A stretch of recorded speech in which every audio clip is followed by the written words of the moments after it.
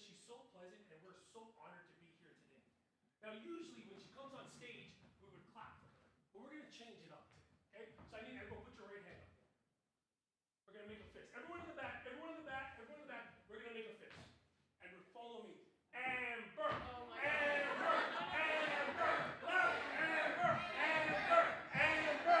Amber! All right. Yeah, thank you for that. You're very naughty. You're so naughty. All right, let me pull up my PowerPoints. Okay, I'm like really embarrassed now. That wasn't what we had talked about. All right, well, let me just thank everyone for coming out tonight. I know it's the middle of the week and you've got dinner and people at home that are counting on you, so thank you so much for being here. My whole goal tonight is to try to make sure that I have something meaningful that I share with you so you go home and you're like, wow, I'm glad I came. It was worth the time and the effort to give here, to be here. So this is my goal for tonight. So I'm going to try to walk us through a whole bunch of things, and we're going to dive right in this evening. And let's just see here. Oh, there it is working. I accept that. I can see the slide advance on my laptop, but I cannot see the slide advance on the screen. Do you know why that might be? Sorry, we've had a host of little technical issues. So we're pulling a classic MacGyver move. My live stream feed was not working. So right now, I really do have my live stream for the Insta for people who couldn't be here in person. We have the phone, I'm actually streaming from my phone, which is stuffed in a roll of duct tape. So there is the classic example of when things don't work out, you just run with it. So we're just going to try to get our little bit going here with the computer. Is it because I'm not in presentation mode, maybe? I think so, but it won't go into presentation Will it not go into presentation mode? That's weird. Tonight has been the evening of computer issues. You have this open. Or is it in presentation mode over there, maybe? Let's try this one. I don't know why there's like 4 instances of this open. That's presentation mode. Hey, that's presentation mode. Let's But see. is that what's showing? Okay, yay! All right. It's always about the small victories, isn't it? So here we go.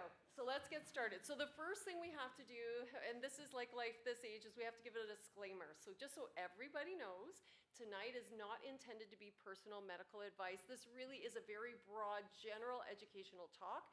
We're going to cover a whole host of different things.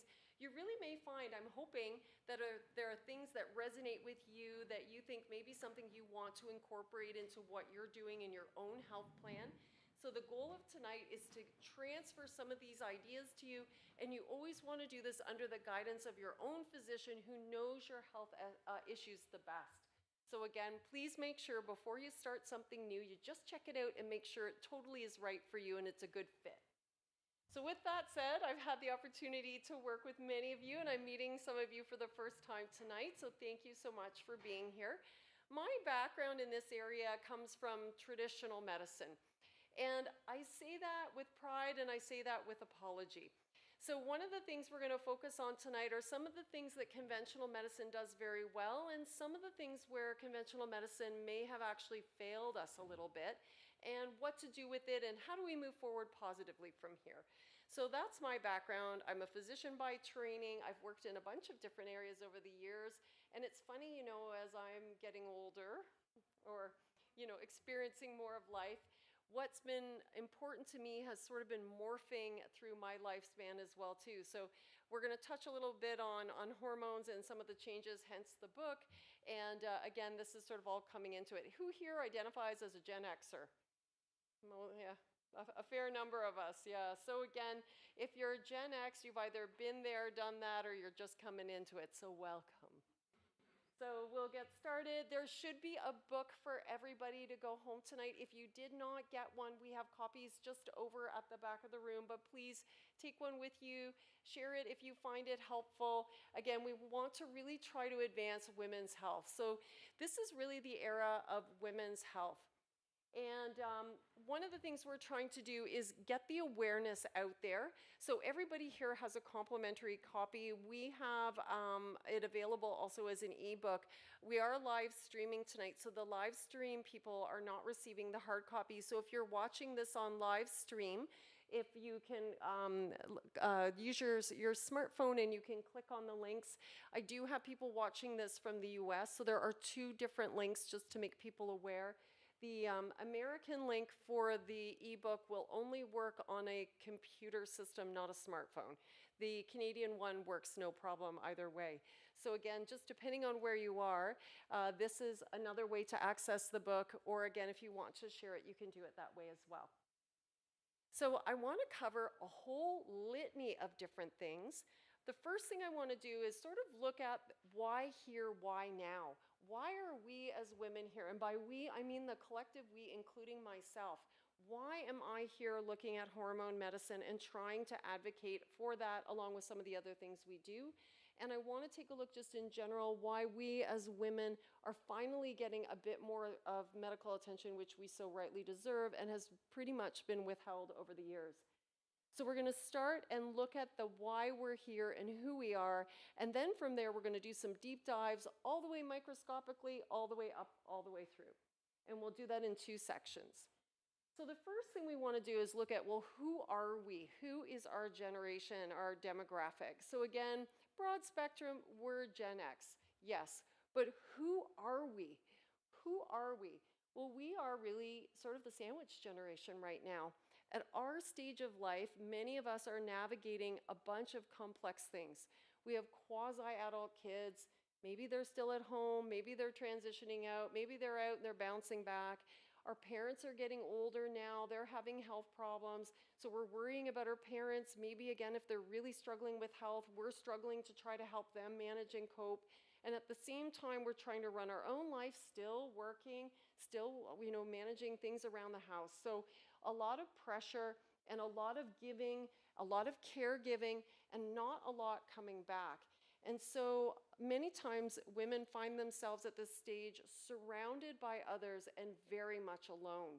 So sometimes midlife can be a very hard, a very lonely, very high demand time where much is asked of you and very little is kind of coming your way. So these are the kind of women we want to take a look at. And with this, with burnout, sometimes comes a lot of chronic health problems. So sometimes for the first time in our lives or in our generation, we're now starting to develop some of these chronic illnesses and chronic diseases. And as we find our way into the doctor's office, sometimes we're not getting the care we want. It gets very quickly brushed aside. Oh, it's normal. Everybody has that issue. Nobody sleeps at this age.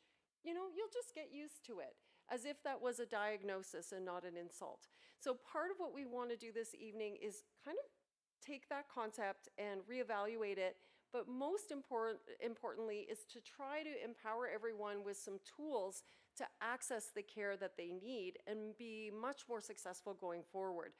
The whole purpose of the book was to really try to create the situation where patients are empowered to go to their primary care doctor wherever they live and start to access and demand better quality of care. So we're going to work on that this evening.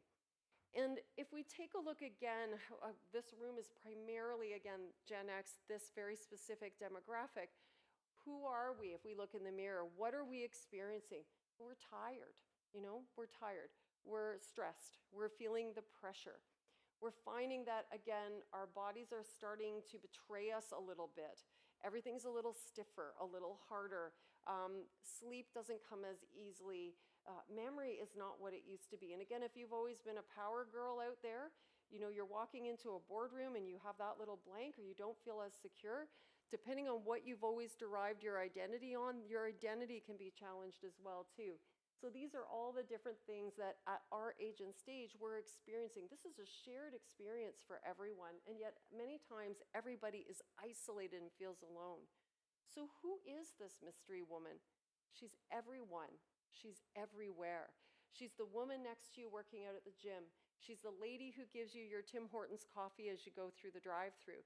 It's a shared common experience, but yet so many times women are so conditioned to say, oh, I'm fine. Oh, I've got that. Everybody's got such a good solid face, but meanwhile on the inside, they're all working really hard.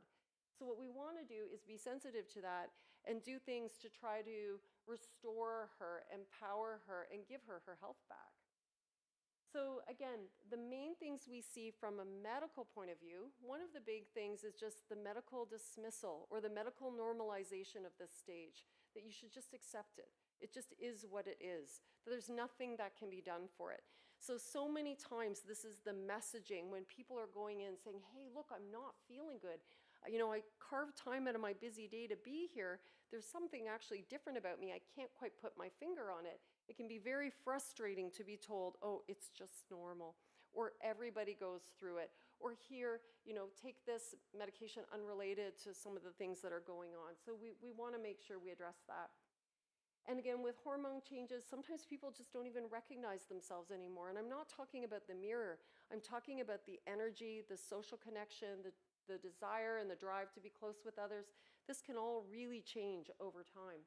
And then finally, the image misalignment, where you just don't look like how you feel, and vice versa.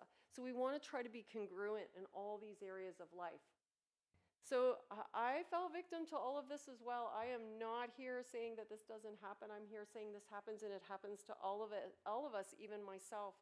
One of the main reasons why I've tried to become more active in this area of health is that these things are happening to me too. And it's so funny, when I was younger, my primary concern from an anti-aging point of view was all cosmetic. So what do I look like? I just want to look young.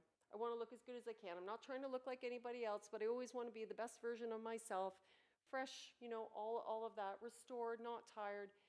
But as I'm getting older and these things are happening to me, I'm like, damn, girl, like this is not how I want this to play out. And so at this point now, I'm so much more aware of some of these other symptoms and these things that are happening to me. I refused just to accept the status quo, and so ended up developing some health problems myself, which pushed me over into functional medicine. So I now feel that I have one foot on either side of the line.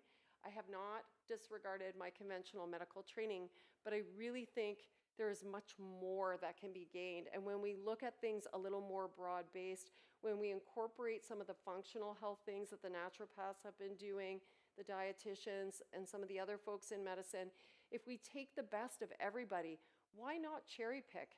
Everybody has something to say on this topic, and if we collect the best of it, then we can age the best we can going forward. So I am not going to go quietly in the night. I plan to burn out in a blaze of glory. So I really want to have my best health span. You can graph these things, and if you look at your parents, and I think this is another reason why we become so aware of this at this age and stage, we're watching our parents' health fundamentally change. We're watching their independence fundamentally change. And it becomes very aware that there's only so much sand in the hourglass, and there is no going backwards. I don't want my quality of life trajectory to be like this, decline, decline.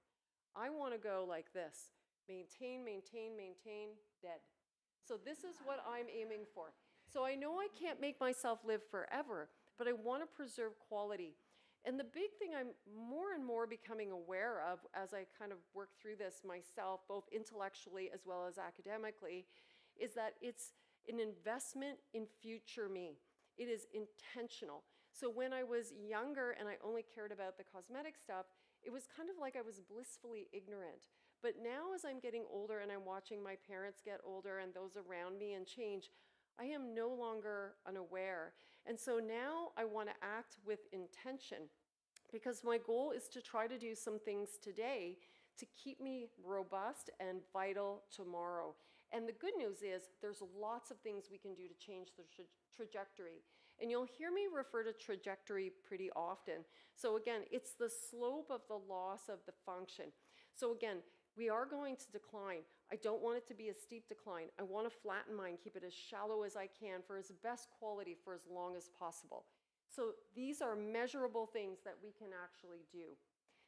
So one of the concepts along that line I want to talk about is the concept of normal values in medicine.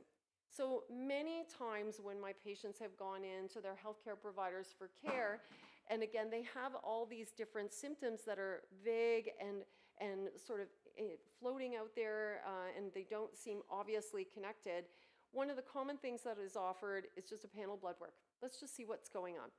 And so when they get this blood report back, they're told, well, everything is normal.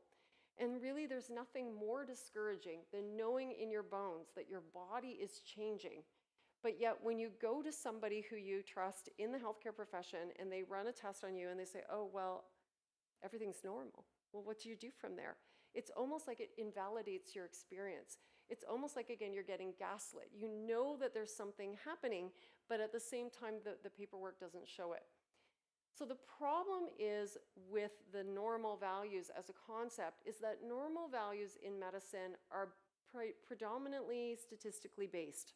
So if you took blood work on all of us in the room, and we're about almost 70 people here, so but if you took 100 and you took everybody's level, 95 out of the 100 people are normal. Only the outlying 2.5% at the top and the bottom are abnormal. So it really isn't about being normal, it's where is optimal? Where do you actually function the best? If you used to be in the top 10th percentile, and now you're in the bottom 10th percentile, you're still normal, but you may feel horrible, and you may feel fundamentally different. It's very difficult to prove it on the blood work, but the real issue is you're not where you were, and you're not where most likely people feel the best. So sometimes with normal values and optimal values, optimal can be at the high end, optimal can be at the low end with some things, and sometimes optimal is in the middle. So the key thing is just not whether you're high or low, it's whether you're optimal. Is that where most people feel well? Is that where most people function the best? So if you've experienced difficulty before, and you're discouraged because you've reached out for help, and you've had blood work done, and you've been told you're normal, but you don't feel normal, don't second guess yourself. There's something that's not right there. It may not be optimal for you. And so this is the key thing, is that normal does not necessarily mean nothing is going on, and normal does not necessarily mean you're at your peak. So again, normal values can sometimes be very misleading, so we have to look at it. So one of the key things is you can't fix, you can't improve, you can't do better with something that you can't quite put your finger on. So what we want to do tonight is kind of take a look at, well, what should we be looking at and how can we make it better? Like functionally better, meaningfully better, so that your quality of life every day is better. Because really, we only get so much time. We want it to be full of quality. So that's what we're going to take a look at. So how we're going to do that is we're going to start very zoomed in first. And this is sort of how I'm thinking of the concept of what we're going to talk about tonight. We're going to really hyper-focus first, microscopically, like literally, at the cellular level. So I apologize, we're going to talk a little bit of basic science for a little bit, and we're going to do a throwback to high school biology, and we're going to talk a little bit, just a little bit, about cellular biology. And then from there, we're going to zoom out, we're going to talk about hormones, the next layer out, because hormones are actually little messengers, and they do all kinds of messaging. And then from there, we're going to zoom out further, and we're going to look at systems, cardiovascular system, cognitive, bone, muscle mass, metabolism. Because as we start from one, it should make very clear why these things and how these things work together to impact on the person as a whole. So this is what we're going to look at this evening. So starting first, microscopically, as we're aging, different things are happening. So one of the things that happens is at the gene level, we actually start to get little bits of damage in our chromosomes. As we're growing, our cells are multiplying and dividing and making copies of our chromosomes so that each cell is supposed to be identical to the one that it came from. But with repeated replications, sometimes we start to get some changes and they don't copy properly.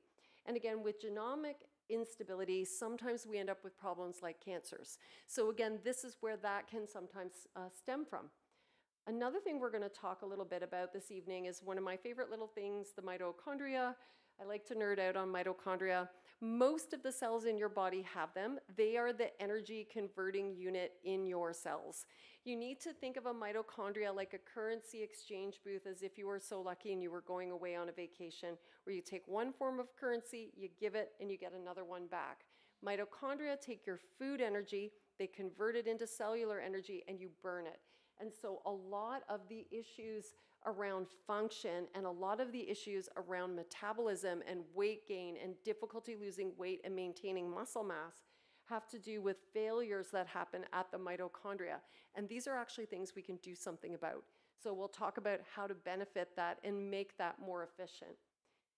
Cellular senescence, if anybody has heard the social media term zombie cells, this is what this is referring to. So the zombie cell is kind of a scary sounding term on socials, but it actually ties to something that's really happening. Eventually cells in your body just stop dividing. They don't divide, they don't grow anymore. And at first you think, okay, so it's just not doing anything. Well, it's not dividing, and it's actually releasing little proteins that are telling the cells in its neighborhood to not divide either. So the one sort of impacts on the neighboring ones, and then they become senescent as well. So there are some things we can do to try to stimulate our body to recognize those cells and kill them and clear them out of there, because we don't want them to be causing that sort of impact on the cells around them. Stem cell exhaustion. So stem cells, if you had a chance maybe to chat with the Acorn folks at the back there, stem cells are the cells that give rise to lots of other baby cells in different lines, and they can make all kinds of proteins that stimulate growth and other positive things. They burn out. So one of the things that's being looked at actively in medicine is stem cell banking while we still have healthier stem cells in order to generate tissues later. So this is something that's for advancing medical health later. And we're also playing around with them now to do cosmetic things. So there's some things to learn about in stem cells. And then finally, just nutrient sensing. One of the things, again, that we're going to touch on here is just some of the fundamental importance of diet and exercise and sleep. When you go in for your regular checkup, you might have a 15-second, if that, conversation. Oh, are you sleeping well? Mm-hmm. How's your diet? It's good. You know, are you getting a bit of everything? Yep. Okay, next topic. We're going to talk about why it's just so much more than that. It really is very important. So that's where we're going to go. So aging isn't just one thing, it really is multifactorial. And so in order to try to age well, you kind of have to know what you're up against so that you understand the importance of some of these fundamental lifestyle choices, because they actually have a lot to do with how we age later. So we're going to revisit them a little bit. So one of the first things I want to talk about are my favorite little organelles, the mitochondria. So I'm very sorry. Who here was traumatized by science when they were in high school? Any haters? A few science haters? I'm very sorry. I apologize. I wish I was serving wine or something nice with this talk, because it would make the science talk a little nicer, but we're going to try to kind of keep it moving just enough to kind of hit the high points. So mitochondria. These really are one of the key determinants of how much energy you have. Anybody here feel fatigued sometimes? Anybody here think they feel more fatigued now than what they did 10 years ago? Yeah. So a number of times that has to do with changes at the mitochondria. So this is a very actionable thing you can do something with. So mitochondria, again, are incredibly important in the overall energy production in your body. They also are sort of the powerhouse behind all the cellular functions, your immune function, your ability to regenerate, all these sorts of things. So they're critically important. So mitochondria are basically chemical currency exchange plants. So living creatures, all of us really, I hate to say it, but if we break it down to fundamentals, we're just big walking, talking bags of biochemistry. We are a very complex set of chemical reactions. And you got to look at it that way, because thinking of ourselves that way and optimizing the chemical things we put together in our body's little chemical soup, we are able to do things far more efficiently. So you'll notice up here, I have some vitamins that are listed up here. This is why diet is extremely important. You need to make sure you're getting some of these things, because it's not just a healthy diet. It is a source of absolute essential biochemicals. And I'm really sorry for the ladies in the back who had their hands up about science trauma. I'm going to show you a diagram of the mitochondria in a moment, and we're going to take a look at where they all fit into play. So apologies, don't be hating. Okay, I warned you it was coming. So this is very complex. I don't expect you to memorize this. What I want to show you is why diet is so important, and if you can't get it from your diet, why you may want to consider supplementation. So when I say we are walking, talking bags of biochemistry, I really mean we are walking, talking series of chemical reactions. So this is what they call electron chain transport. It is multiple little chemical steps that takes your carbohydrate and gives you cellular energy. And to do that, it needs all these little vitamins. Do you see all these vitamins down here? Lots of B vitamins, and we need CoQ10, and then some minerals, magnesium, all of these different things. And so it's really quite surprising that a number of people don't get enough of these things in their diet. It's very difficult with the way we farm and process food to get enough.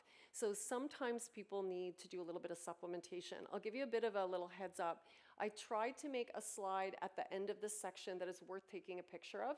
It's going to have a summary of what the vitamins and minerals are, the evidence-based doses, and then what their function is. So this is something, if you want to have a conversation piece with your family doc about what you might want to consider as far as supplementation, it'll come up there. So don't worry about it here. I'm going to catch it at the end. But these are very important, critical things. The other thing about the mitochondria, to keep mitochondria healthy, is exercise. So nothing stimulates mitochondria better than exercise. Mitochondria age, they burn out, they need to be replaced, and they need to be stimulated. Keeping them really healthy will give you more energy. Initially, if you're starting an exercise plan, you haven't exercised in a while, take your time, girl. Do not rush into it, but just make a conscious effort intentionally all the time to slowly be increasing at your body's ability. That will be a gift to future you. Even if you started to notice less exercise tolerance and more fatigue, starting to build that back is very important. You may have noticed in social media that there's more pressure now to take adequate protein than there is to do drugs back in the 70s and 80s, right? Protein and strength training are really important in the overall metabolic health of the body, the mitochondria, the muscle function. So these are things, even if you have never lifted weights or darkened a gym in your life, if you even just start with some soup cans at home or little 1-pound dumbbells, start where you're at. The big thing is just start. But this is where diet and exercise are one of those things that are just so quickly glossed over, but there's actually a real reason for it. And the loss of muscle mass as we get older is one of the biggest determinants of frailty. And frailty is a marker of impending death. So again, as people become frail as they're getting older, their chance of dying related to some complication of frailty goes up substantially. So if you want to be a robust old lady, you need to start investing in yourself now. And there really isn't a shortcut. It's worth it. So this is something to consider as gift to future you, but this is why. So now we're going to go away from the mitochondria. Sorry, gals. Okay. Another part in all of this is something called methylation. So again, this gets into some supplements and other things, but the way your body processes things afterwards and how it utilizes some of the substances in your body, it's a lot to do with your body's repair cycle. And again, the fuel or the biochemicals that are needed, look at the inputs here. Again, what do we see revisiting? Again, folate, vitamin B12, B6. These are really key factors, again, in helping your body heal itself, stay in healthier pathways. It's also very important for brain and cognitive health and neurologic function. So there's some real roles in these sorts of things. So they don't, if you have a high quality supplement that's coming in the right form, it's not just about making expensive urine. There actually is a role, and you want to make sure you're not deplete in certain areas. It will help. And again, when this cycle is out of order, these are some of the different symptoms you can sometimes see, and they can be very, very vague. Acute care medicine is very good, or medicine in general, is very good at acute problems. So if your insides are on your outside, traditional medicine is great. There's nothing better. If you have a heart attack or a stroke, traditional medicine is excellent. There's nothing better. If you have a chronic illness that is vague in symptoms, like traditional medicine struggles to try to find an endpoint. Sometimes we find it quickly, sometimes we don't. But again, some of this ties into some of these symptoms and systems that we're built with our biochemistry. So we want to support those. So food, nutrition, really important. The most evidence-based diet out there, despite all the fads you see on social media, is actually a somewhat modified Mediterranean diet. And by modified, I mean just not heavy on the carbs. So a balanced Mediterranean diet, maybe a little lighter on carbohydrates, is the number one most evidence-based diet that tends to have the best longevity associated with it. If you look at blue zones where people live to be up over 100, their dietary style, even if they're not in the Mediterranean, is very similar to that typical diet. A very colorful diet, not high in saturated fats, very, very low processed foods, and not a lot of unnecessary sugar for sugar's sake. So this is really important because this is where a lot of these nutrients come from. So starting to kind of put it all together, this is not the mega slide, I'll show you that one in a second, but if you're starting to think, okay, if I really wanted to optimize my mitochondrial health for best energy and really support my biochemistry, if I needed to really cut it down to all the different things out there, these are the major players. So B complex and CoQ10 have a ton to do with two major systems. One, the mitochondria, which again is the big energy generating system that gives energy to everything the cells do. And number two, it helps with methylation, which helps to get the waste products out and recover the body. Phosphatidylcholine is something really important in brain health and membrane stability. And again, some of these things we can get from various food sources. A very good source when it comes to brain and membrane health actually is eggs. And not egg whites, whole eggs. It's the yolks actually that provide a fair bit of this. For people who again are vegan, this is where we need to maybe look at supplementing again if that is something that fits more with your dietary style. Vitamin D3 with K2. Vitamin D is super important for immune function as well as for bone health. And with K2, it's really important because sometimes vitamin D can drive calcium to harden the arteries. Some people have a bit of a genetic tendency towards that. When it's coupled with the K2, it tends to keep vitamin D and calcium behaving. So again, if you're in doubt or if you don't know your genetics, it's always better to take a preparation, should you choose to take one, that is again a little bit safer and takes care of all of that for you. And then omega-3s. Omega-3s have a huge role again in brain health as well as cardiovascular disease prevention. Number one killer in women, cardiovascular disease, not breast cancer. The reason why I point that out now is we're going to talk about some of hormone health shortly, and that of course ties into the whole scare around breast cancer. Lastly, on the sort of interesting, this is in the interesting category. We don't have as much evidence for this yet in the medical studies. All those other vitamins and minerals we actually do. But urolithin A comes from pomegranates. And we actually think that there is a role for urolithin A in helping to turn over the mitochondria. So we like that as well. We think we like it. More time will tell. This is the mega slide. So if you were going to do a take-homer, this is the one. And what I like about this is actually based from a website called Consensus AI. So if you like to nerd out on medical studies, Consensus AI is where I go to get all my study information. And what they do is they actually rate the medical studies. You can search any term you like, you can give it a time range, and it pops it up. So from Consensus AI, this has made this nice chart for me looking at all the medical evidence in study about what type of dose, what preparation. And I just want to point out too, there are some little comments here about preparation. Some of these things are actually critically important. Some people genetically are unable to activate their vitamins.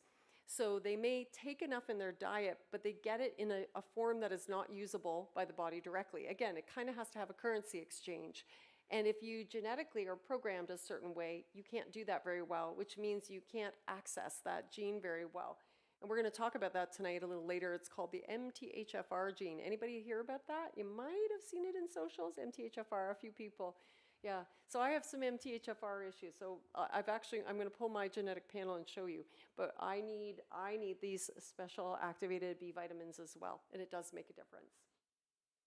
So again, we're going to transition here a little bit. So the mitochondria, again, they're critically important. We are bags of biochemistry, and we need to support our biochemistry for best health. And again, this was something I found very interesting because this was not something that was part of my regular training. I never looked at this, which is fascinating because I came from biochemistry and biophysics before med school. And then I kind of put that all away for a couple of decades. And now again, here we are back doing biochemistry. So with that said, that's our microscopic focus. Ladies, you can breathe a sigh of relief. We're leaving basic sciences behind. We're going to start zooming out. The next thing I want to talk about this evening is a little bit about hormone health. So one of the best things that's been happening for women these days is that very vocal Gen X Hollywood celebrities are hitting perimenopause and menopause, and there is a conversation around perimenopause and menopause that has never happened before. And it is finally coming into its time, and women's health, which again has been put on the sideline for a long time, is finally getting some attention. Did you know that short of about 18, 20 years ago, women did not have to be included in medical studies? Did you know that? So a lot of these big cardiovascular studies that have been done, they actually actively excluded women because we have menstrual cycles. And because we're kind of off balance sometimes, the way they looked at it. And so women were not brought into the studies. So nowadays that's not allowed. They have to include women. But when you think, oh my goodness, that was just 20 years ago. Like, this is within our time of memory. I was in medical school then, and it never dawned on me that that was the case, but this was already going on back then. So we're going to take a look at hormone management. And everybody tonight is going to go home with this book. So what I'm going to talk about now, just in our next little segment together, is all covered in the book. So just like we're walking, talking bags of very interconnected biochemistry, we have relationships with our hormones. And again, one of the things traditionally, and I did this as well too when I first came into practice, is when I would look at a woman who was in perimenopause or menopause back in my early days in my career, we really only supplemented estrogen and or maybe progesterone if they had a uterus, or if they didn't, if they had a hysterectomy, they only got estrogen. And we never considered anything else. And we put everything in a little silo, in a little box. Oh, you have just this issue, or you have just that issue. And we made decisions around that. But what we are really coming to understand as more and more people are becoming involved, more research is being done, people are kind of looking at this and reevaluating, is that these things aren't little silos. They actually interact with each other.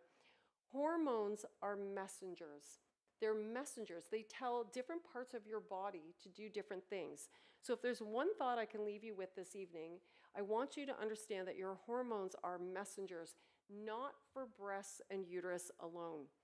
You have receptors for estrogen, progesterone, testosterone all over your body. And yes, ladies, you have testosterone receptors. Human beings have the exact same receptors. We have different amount of hormones in different ratios, but we have estrogen receptors, progesterone receptors, which we know. We have testosterone receptors, and we have something called DHEA. We're going to talk about them. Everybody's probably heard of thyroid, and we're going to talk about cortisol. And these things all go together, and you can't look at one and ignore the others because everything communicates all through. There are receptors for these hormones, these messengers, these items that tell your body to do certain things in your brain. Why do you wonder why women get brain fog? Or maybe you don't remember you have brain fog. But if you have brain fog and you remember you have brain fog, there are estrogen receptors in the brain. So again, do you wonder why you get brain fog? Well, maybe you do if you don't remember. But again, there are receptors in the brain. There are receptors in your bone. There are receptors in your muscle. There are receptors in your skin. Who knows a girlfriend who went through menopause and suddenly started to look much older within about 2 years? Anybody see any of your girlfriends have that happen? So again, there's receptors in your skin. So they're all over the place. There are receptors for your testosterone. Testosterone is not just a libido hormone. Testosterone receptors are in the brain. They give mental attention, mental energy. As women get older and these hormone levels fall, then sometimes one of the most noteworthy things that happen besides sleep disruption and hot flashes is that sometimes they can't focus the way they used to. They don't have the drive they used to. They're not as sharp as they used to. And if you were a high-functioning woman in your career and you're starting to lose your edge, that can really affect your self-esteem, your confidence, and everything else. So again, testosterone is important. It can also affect your body image. So again, testosterone manages some of the metabolic processes and your body's ability to maintain lean muscle mass. So when that is out of balance, you may find that you have shifts and change in the way your body shape is, and again, how strong you are or how much muscle you have. And as we know, just mentioned, that maintaining muscle mass is really important in maintaining healthy longevity. So these are all important things. Back when I trained and graduated, if women did not have a uterus, if they had a hysterectomy, we did not give them progesterone. We gave them estrogen, but no progesterone. Well, you have progesterone receptors in your brain. Do you know what progesterone receptors do in your brain? They are calming. They help reduce anxiety. They improve sleep quality. Guess what we did to many of those women who we just gave estrogen and withheld progesterone from? And this was my training. I did this. So I'm guilty of all these things. This was how I was brought up in my traditional career. Now we know this to be very different, but this is how we used to look at it. So they're interconnected. You can't look at one without looking at the other. So we're going to take a look at this. And sequencing is very important as well. There is a hierarchy of hormones. The apex of hormones is not estrogen, progesterone, testosterone, DHEA. The apex hormone is actually cortisol, the stress hormone. So if we have issues with cortisol from stress, we're going to have issues with everything else further down the line. So cortisol takes top seat. Then next to that is thyroid, your major metabolic hormone. And then from there we get into the other hormones. Let me give you an example as to why. This is an evolutionary survival advantage. Why do we have human beings here today? Human beings exist today because we outcompeted other species. We outsurvived when there was pressure upon us to, be able to repopulate. The whole goal of a species is to live long enough to reproduce and see the young to an age where they're old enough to reproduce. So if we were being chased by a saber-toothed tiger as a prey animal, it wasn't the time to be making babies. So under high periods of stress, if there was famine, if there was a lot of pressure on that population, cortisol levels were a survival skill that allowed this species to exist to today, so we could all sit here today. And so cortisol can suppress and interfere with hormone function. Why is that relevant? Who here lives a stress-free life? Anyone? Liar. You lie like a rug. Yeah. So what is our stress today? Well, we're not being chased by a saber-toothed tiger. And again, the stress response was because in those times, there was a stressor and it went away. There was a stressor and it went away. So the body had cortisol to protect it, but then it went away. In modern times, for most people, the stressors don't go away. What are the stressors? They're not saber-toothed tigers. They're email, text messages, financial pressure, road rage, commuting times, kids that won't leave home, Sorry, mine are here, I didn't say that. So, but these are our saber-toothed tigers, but our saber-toothed tigers are not going away. So people have higher cortisol levels now than what they ever did. And so the cortisol is impacting on all of the other hormones, interfering with it, suppressing it. So we have to really work and look at that. And you know what? There are things we can do. We may not be able to change how much work is messaging you or other, but we can help you be more aware of it. And there are things you can do to down-regulate your cortisol. And I'm going to try to give you a couple of those practical things. I want you to have some take-homes you can actually do something about. So you may not be able to alter your commute. However, I have things you can do in the car. If somebody cuts you off again, rather than just give them the finger, you can do some box breathing, but we'll talk about that. And so sequencing really matters. So if we just jump into just treating and giving estrogen and progesterone, but we don't check and take care of thyroid and we don't check and take care of cortisol, we may find ourselves very unsuccessful. So we have to look at the whole person, the whole organism, and sort of address all these things. So again, going back to the conventional, annual exam I would do, So now I've briefly gone over, okay, are you sleeping? Are you exercising? Okay, you're eating well. Okay, great. My next question, are you managing your stress? Yeah, you're fine. Okay. And then we kind of carry on. So again, it's not like that. We can't brush this by. It's actually really important. And stress really can hurt you. It can really make you sick. So we want to manage it. And the order we do it is really important. So we need to try to come out of survival mode. And again, this is really important. We need to really protect our sleep. Who here sleeps really well? Who do I need to be jealous of? Okay, so there are a few people who are good sleepers. But if you take a look around the room, it's about 10% of people sleep really well, and I do truly envy you. 90% of people don't, but sleep is a foundational thing. It's when your body regenerates, it's when your body recovers. And so even if you're the most horrible sleeper out there, even if you can make yourself 10% better, you've already done something for future you. So I have no unrealistic expectation that we're going to take all of us horrible sleepers and make us wonderful little sleepers. But if we can make us a little better, we'll perform better, we'll feel better, we'll recover better, we'll get sick less often. So any little tweak or nuance you can do will benefit future you. And again, we want to come out of survival mode. And so one of the issues is, as far as stress and sleep, there's a relationship between stress and sleep. So when you're in this stressed mode, there's a lot of yin and yang, ons and offs with hormones. So the counter hormone that works with cortisol, one of them anyways, is melatonin at night. So if you're really jacked and amped and wired when you go to bed at night, you're going to have a really hard time releasing melatonin. Melatonin is not just a supplement you take, it's actually a brain hormone you make. So we really want to set the stage to try to transition into sleep so that you can sleep deeper and then have a normal cortisol response the next day. So they again, this is this sort of dance that they do with each other. We want to support it. So can't change the situation, or well, it can be challenging to change the situation in our life, but what do we do when we feel stress? These are practical take-home things. If you want to take a picture of something that is actually within reach, I'm guessing that 95% of everyone in here can do at least one of these maneuvers to try to lower their cortisol level. So one of the things I like to just explain to people that's super simple, nobody needs to know you do it, and it takes almost no time, is this thing called box breathing. Who here's heard of box breathing before? Okay, a good number of people. So again, box breathing, for those who don't know, you're in the car, you're in the office, you just got a text message, and you can feel it. You feel that adrenaline kick in and that jacked up and that anger. It's where you just control your breathing. So you intentionally, and you want to breathe with your belly. When you get really tense, you breathe high up in your chest. You really want to breathe deep diaphragmatic breathing from your belly. You inhale for 4 seconds, hold your breath for 4 seconds, exhale for 4 seconds, hold for 4 seconds, and you repeat that cycle for 1 or 2 minutes.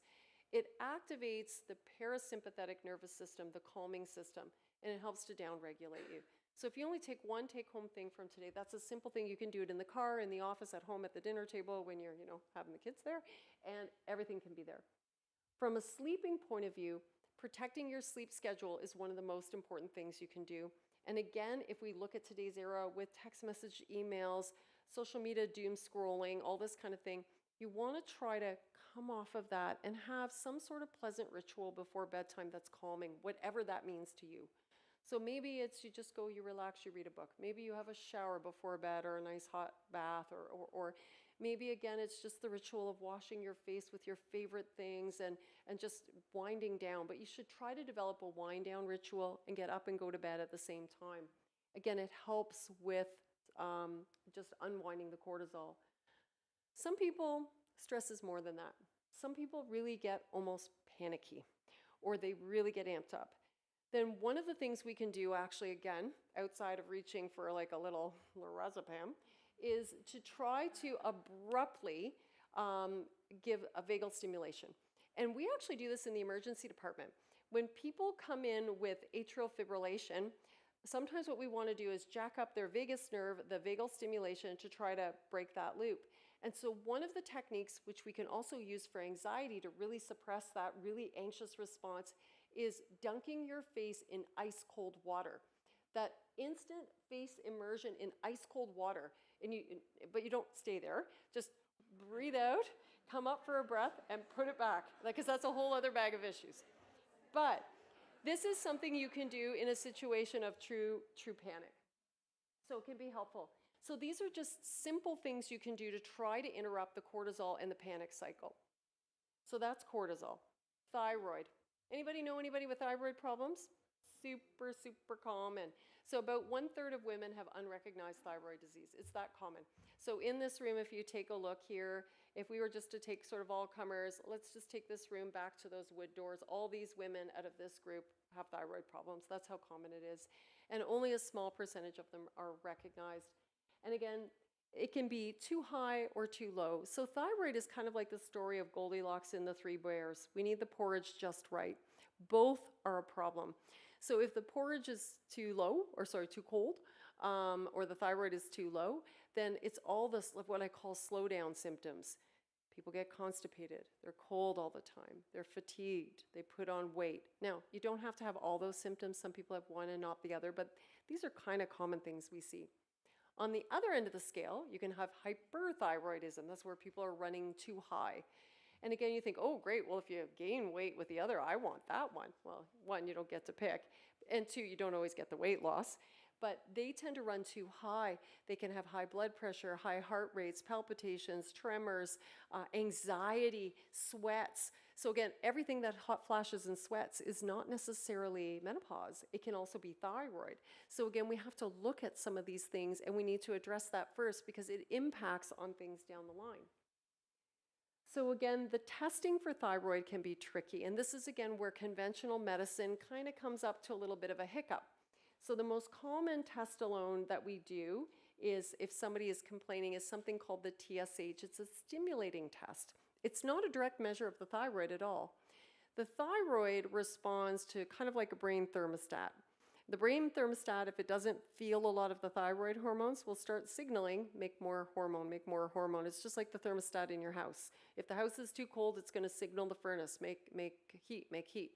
So we measure this test, but it misses things. And sometimes this is the only test people get. And so they may be walking around with a problem and it's unrecognized. The other thing with the thyroid stimulating test is our screening test. This really falls into that whole category at the beginning of normal versus optimal.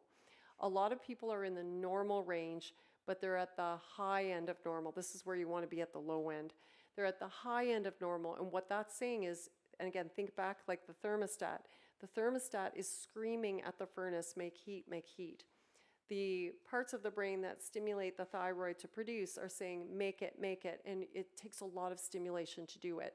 So these are people who are still normal, but they may have all the symptoms of hypothyroidism. So again, it can be tricky, and we need to do other testing. So then we come into where people conventionally think of hormones. Finally, after all of this, we're finally talking about hormones. So again, here we have the mixture of what people call traditional sex hormones. And these are them. And again, we have all four of these. Human beings have them all the same, just different ratios between the genders. And so the different hormones can overlap a little bit in some of the symptoms they have. So it's a little bit unclear from symptoms alone as to what the issue is. And sometimes the symptoms of low hormones also can be the symptoms of too high hormone or hormone at a balance with each other. And again, this goes back to some of the misogyny of medicine. If a man is getting testosterone, the standard of care for men has always been, oh, well, we measure the testosterone level and then we check it, and it's all done by blood levels. If a woman is complaining of any of these symptoms, we just treat them. We don't measure, we just treat. So how do you know which one? And if they end up being one of these folks who unfortunately is like higher overproducing or over-medicated, and they have more of those what we conventionally call low symptoms, well, they're going to get more of what's already a problem. So testing, not guessing, is really important in proper hormone measurement, and they have to be balanced with each other. So if we look back to the late 90s and early 2000s when I started to practice, we didn't routinely give women who were hysterectomized progesterone. And so again, progesterone has all those brain calming effects, but progesterone works in synergy and balances estrogen. So estrogen without the progesterone caused all kinds of problems too. So the reason why I say this is not to try to make it worrisome or scary, but if you've heard, I actually want to do the opposite, if you've heard of issues around hormone replacement therapy in the past where people have had it and not been successful or struggled, there are very many reasons why they may have had trouble. It may have been because the system wasn't testing. Maybe they weren't getting them in balance. Maybe they had other issues of thyroid or cortisol that were unrecognized. So again, when all of this is done together, even the most complicated of people, generally tend to feel better, but sometimes it can be very tricky to work out. So again, if we have issues with them, they impact and they follow through one on the other. And also, it's not just what's happening on the inside, it's also happening on the outside. Remember the number of hands that went up when I asked if people knew individuals who suddenly visually aged within the 2 years after losing natural hormone? The loss of natural hormone can cause issues in all these different things. So again, these estrogen receptors and these hormone receptors are everywhere, including our skin. And just another piece to kind of make it a little bit interesting is that hormones also need to be removed from your body. So one of the things that the functional folks are doing that conventional medicine doesn't do is they look at metabolism and how they're excreted. Once the hormone is used, we need to get rid of it.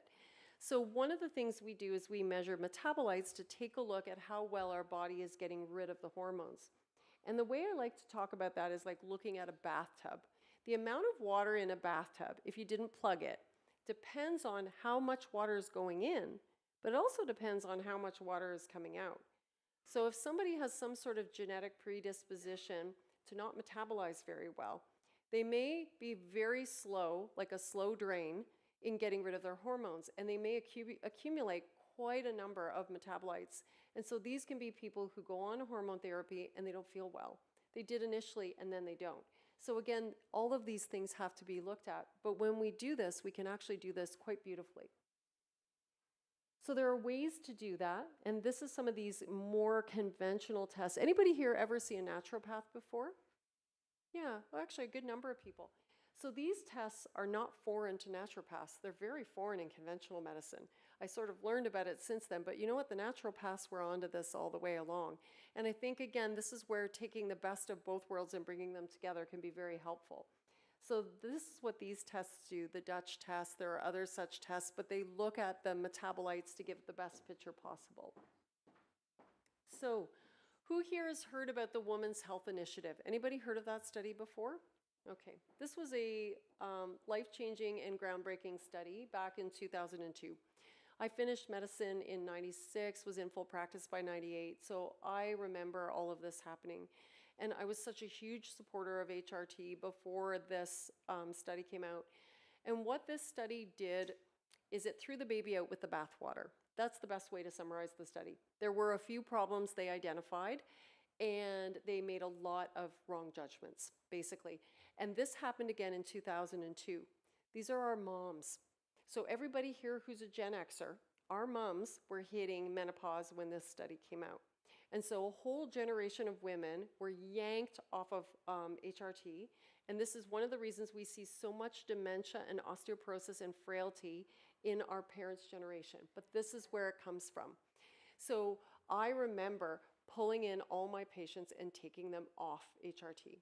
Why did we do that? Number one, the first thing that they identified, which they misinterpreted. So they identified that in this study, a cohort of women on the hormones got a higher incidence of breast cancer. Do you notice I did not say the word the hormones cause breast cancer?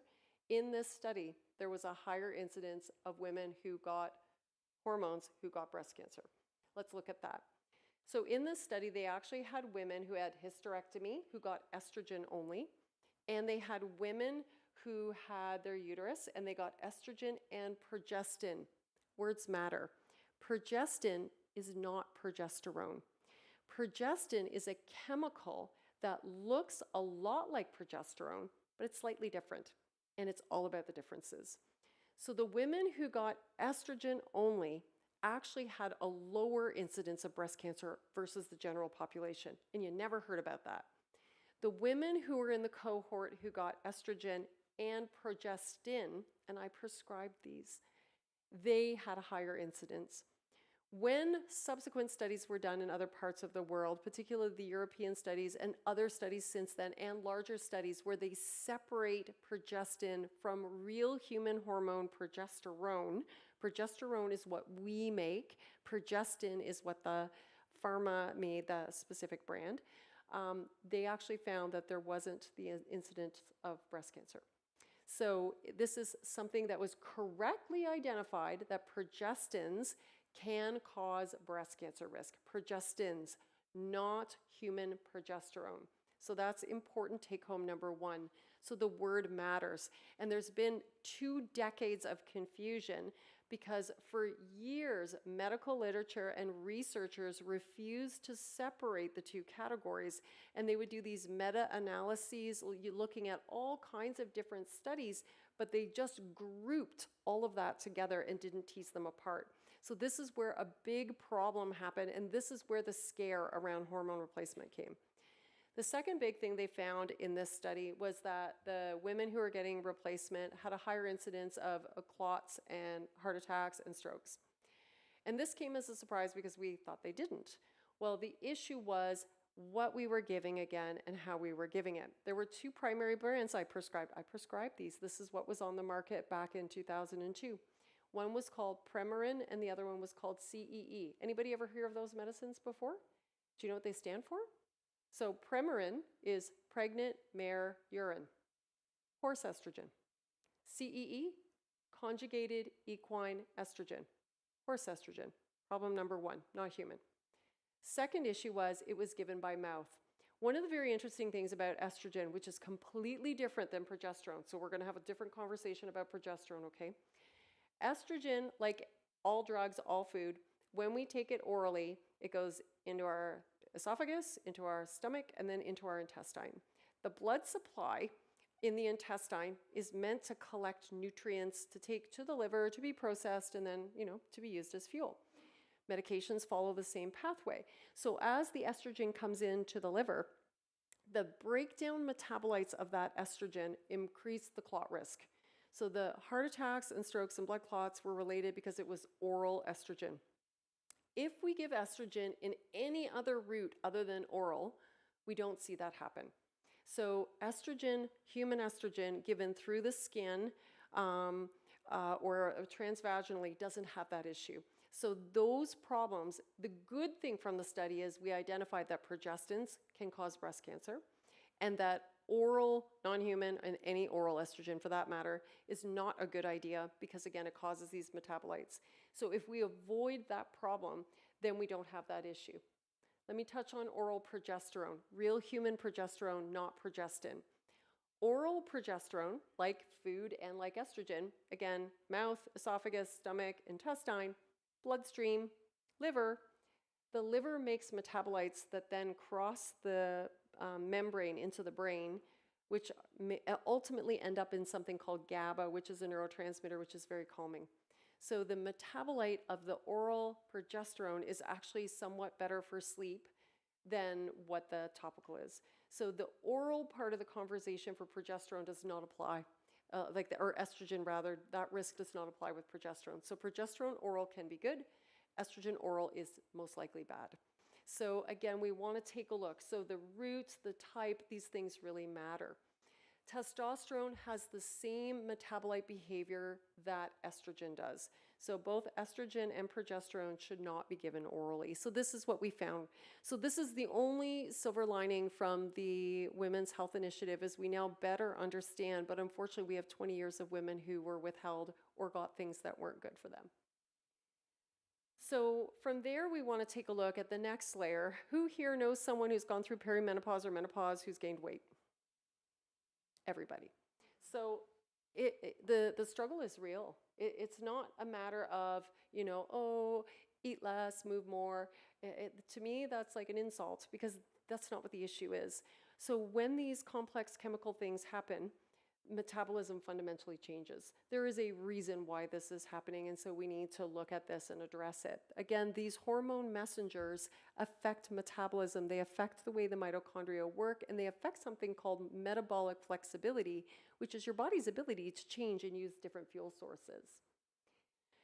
So there's lots of noise around GLP-1 therapy. People have very strong beliefs about them. Initially, so GLP-1, by the way, not even getting into different brand names that are pharmaceutically available, is actually a natural human hormone. Did you guys know that? It's something we actually make.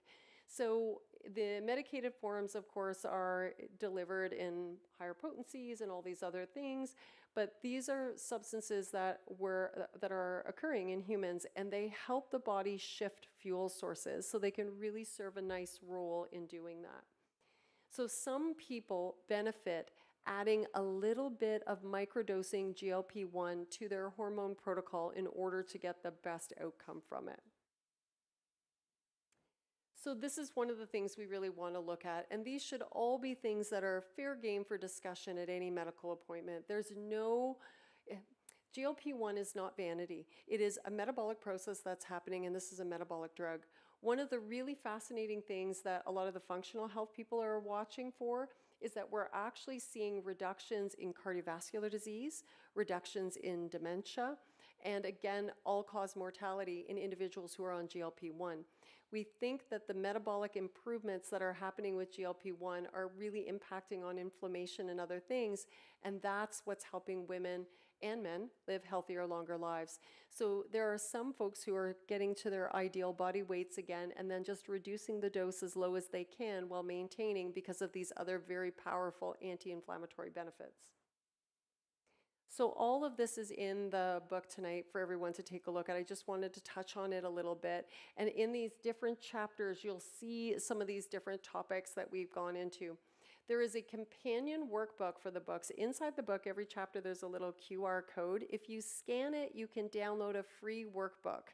And it has exercises and language and things to kind of prep you for your next medical appointment so that you, if there are things here that resonate with you that you want to try or bring forward with your own doctor, I've tried to build in some tools in the workbook to get you there.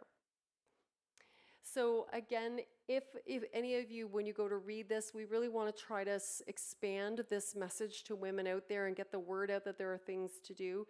If you find there's things in the workbook that help you and in the book that you find helpful, if you go on to Amazon and just leave a little review, it may help somebody else to kind of push it up and get it seen so other people can find it as well.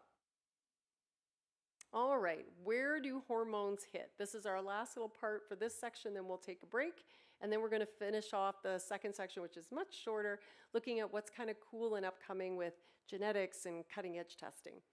So we're going to wrap up this section here, seeing since we're talking about all things sort of hormone, we might as well sort of finish with the bottom end, and so we're going to talk about pelvic health for a moment, because we're kind of there anyways. So the pelvis, again, is your body's foundation. It is not just the baby maker, it is everything else. So the pelvis serves multiple purposes. It helps when you have a strong pelvis to maintain your balance so you're less likely to fall. The pelvis is a bony ring that has a trampoline of little muscles at the bottom. And so the bony ring stays reasonably constant through your life, but the little trampoline of muscles can get much weaker just with the passage of time and change in hormone status. But also too, if anyone here has ever passed a little football through their garden hose, it really can alter the dynamics down there. And then again, it's not as supportive as it used to be. So the other function of the pelvic floor, again, is to support and maintain the organs in place. And so this can also impact on urination, on your ability to move your bowels. So again, very important. So there are changes in anatomy, there are changes with hormones, there's just general weakness, all kinds of reasons that all conspire together to make the pelvic floor weaker. And when that happens, we see difficulty in all of these areas. So some individuals actually get problems of prolapse. The inside organs can actually come down. They can fall through. So if you've had a fairly traumatic childbirth, if you needed forceps or a vacuum, if you had an episiotomy, if you're a little teeny tiny frame and you had a big gargantuan sumo wrestler baby, you may have weakness in the wall of the vagina.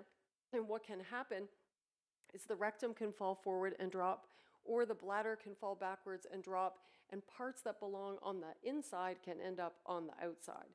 So again, before it gets that severe, sometimes what we try to do is strengthen it up, and when it's quite advanced, then some of these things just need surgery. Continence, whoops, sorry, let me go back here. Continence, the oopsie moment. You know, you sneeze, you cough, and a little bit of leaking happens. So many women just assume it's just part of being a woman. And if you take a look at it based on the frequency in which it happens, pretty much is. 30% of 30-year-olds have issues with stress urinary incontinence. Most likely that is associated with childbirth. By 50s, this demographic, 50% of 50-year-olds, because now you have the injuries caused by childbirth and you have hormone decline. So the structures are thinning that were already, struggling before. So by 50% in 50-year-olds, we see it, and about 70% by 70. You throw some frailty in there as well, and then you're into incontinence garments. Why is that a problem? Sometimes we see a real increase in urinary tract infections. And again, if you have older moms who are struggling, they can get issues where the urinary tract infection actually makes them confused. It's something called urosepsis. It can be life-threatening, very problematic. And these are things that are treatable, both with urinary vaginal hormones as well as with doing strengthening. So again, multifactorial, and different stages of a woman's life bring on more and more difficulty. So without active intention, these problems do get worse. So it's not just a bladder problem. It can actually, at its most extreme, be a real health problem. So if you haven't had a chance, and at the break we'll have the chairs fired up, these are basically chairs that make your little pelvic floor contract. The first couple of minutes, if you haven't had a chance to try it, they're weird. Not painful. There's no good way to describe them. The closest thing I can say they feel like, short of trying them, is it kind of feels like a TENS machine. If you've ever had a TENS machine on, that sort of funny feeling, they kind of feel like that. The interesting thing is that when you first get on it, you might go, "Ooh, there's no way I could do this for a half hour." But by and large, after about 5 minutes, it's almost like white noise. You really don't notice it very much. So you get used to it quite quickly. And what it does is it makes the muscles contract with the frequency of the machine. You can do about 13,000 little Kegel contractions in 30 minutes, which is way more than you can ever do voluntarily. In our office, we did a little study. So this chair here isn't my first one. I had one beforehand, and when they brought it in, I thought I would do a little head-to-head. So this is something we did about a year ago. I think Yar, where are you, Yar, at the back there, is still traumatized because Yar personally placed about 500 treatments out of the 600 on that chair. Tina might be moderately traumatized as well because what Yar didn't get going, Tina did. And so we ran 100 women-ish, just slightly over, 50 on each, one chair and the other chair. And we put them through 6 sessions. And then we gave them questionnaires at every visit. We had a little TV table set up there and a little questionnaire, and they filled out how much they were leaking. And what we did is we watched their scores as they went through the 6 treatments. This was the nicest study we ever did. You know why? Because everybody got better. So the chairs work. They're very, very helpful. But what we found is in the chair that's here today, they have a bigger, stronger magnet, which incorporates and recruits more of the pelvic floor and more musculature. My patients, the women who sat on those chairs, got better faster, and they improved more at the end of the 6 sessions. So one of the things we found was it just was more effective, and so we ended up switching it. So we're just in the process of trying to submit that study now into the medical journals for publication. So hopefully that will come out shortly. So again, it was a very successful study, but both groups of patients were happy. Just one was more happy. So again, it works. It's worth something. So here's our first QR code of the night. We have, for everybody who is attending, and if you're watching this live, I'm not sure if you can see this slide. I'll try to stand over to the side so you can get the QR code. This is for a draw for a whole bunch of different things. So we're putting like a little smorgasbord menu. If you get something, if you win something that isn't something you wanted, you don't have to take it. Please just feel comfortable declining. But we have chair sessions there, and we have neuromodulators, like people have heard of Botox or Xeomin, and fillers and laser treatments for collagen and skincare packages. All of the folks you see here, back here, we have to thank them from all the different companies. If they're not from my office, they came a long way tonight, and they are the ones who have provided all of these for everybody. So we'll be giving all of these away and contacting everybody who won by the end of the week this week. So I'll pop up the QR code. So if you missed it, don't worry, we'll put it up again. One of the other sort of difficult conversations to have is the conversation everybody feels uncomfortable starting, but it's so important. And in the book, there's a section about how to talk about difficult conversations with partners, because sometimes what happens when the hormones change, things change, and it can be difficult to talk about. And so there are things that can be done to try to help with intimacy and desire, and also comfort. So here's the thing, and again, if you know, you know. If you are not comfortable, it is very hard to desire that type of contact. So again, comfort and desire can sometimes be in the same category, but sometimes, again, they're different depending on what's going on. And changes in hormones can definitely change comfort. So again, addressing some of these things can sometimes give that part of your relationship back if you were enjoying that before. So there are things that can be done. So here are some of the different things that can be done. So first of all, the chair, before we talk about needles, because we are going to talk about needles in the Netherlands, the chairs also have a beneficial impact on circulation. The obvious thing with the chairs is you can feel the muscles contract. The less obvious thing with the chairs is they increase vasodilation, which helps to improve the comfort of intimacy, and also it makes the experience a little more intense, more as it used to be. Now, leaving the chairs and moving towards needles, there is something actually called the O-shot. Has anybody ever heard of it before? The O-shot or the G-shot? It's more well known in the US. In Canadian populations, we don't see it as much. This is actually in something called PRP. Anybody here PRP? PRP is a lot more well known than the O-shot. The O-shot is just PRP for down there. So what happens with the thinning out of the tissue, with the loss of hormones, again, as you lose blood supply, the skin becomes thinner, it becomes much more irritated and fragile. If we take your own blood, just like if we're doing PRP for your face or for your hair, we spin it down in the centrifuge, collect the serum, that has the platelets, they release a lot of growth factors, and we inject it in that delicate area. So this can actually be done in a very civilized way. The way this is done is with lots of freezing. So we start first with freezing cream on the outside for about an hour, and then we use a very small needle and we inject a bit of freezing. And then we sort of have a little method to do that. So we go from one frozen area to the next once we get the first little bit frozen, and then we actually do the treatment. So there is a little bit of needle and a little bit of comfort issue with it, but on the whole, it's usually relatively well tolerated. Another thing we can do is something to try to address vaginal health. So a little bit different is something called the FemiLift. The FemiLift uses a carbon dioxide laser, like a CO2 laser. Who's heard about CO2 laser resurfacing? Yeah. So we do a lot of it cosmetically for face. If anybody sees me on socials, about 4 weeks ago, I was blown up like a big red beach ball. That was CO2 laser resurfacing for the face. So the same way we can resurface the face, we can resurface down there. So again, with childbirth, things change. With declining estrogen, we get thinning of the vaginal mucosa. And as that thins, it loses elasticity. So everything, it's kind of like having an intimate moment with a hairbrush. It becomes very painful.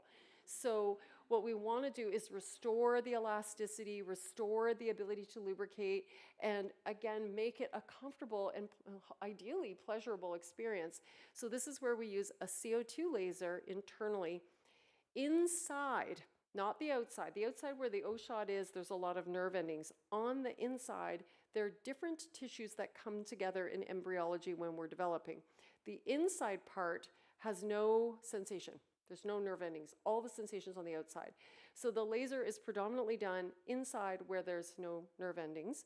And it's almost like aerating the lawn. The laser shoots little tiny bits all the way around, which stimulates a natural wound healing response, and it helps that area make more collagen.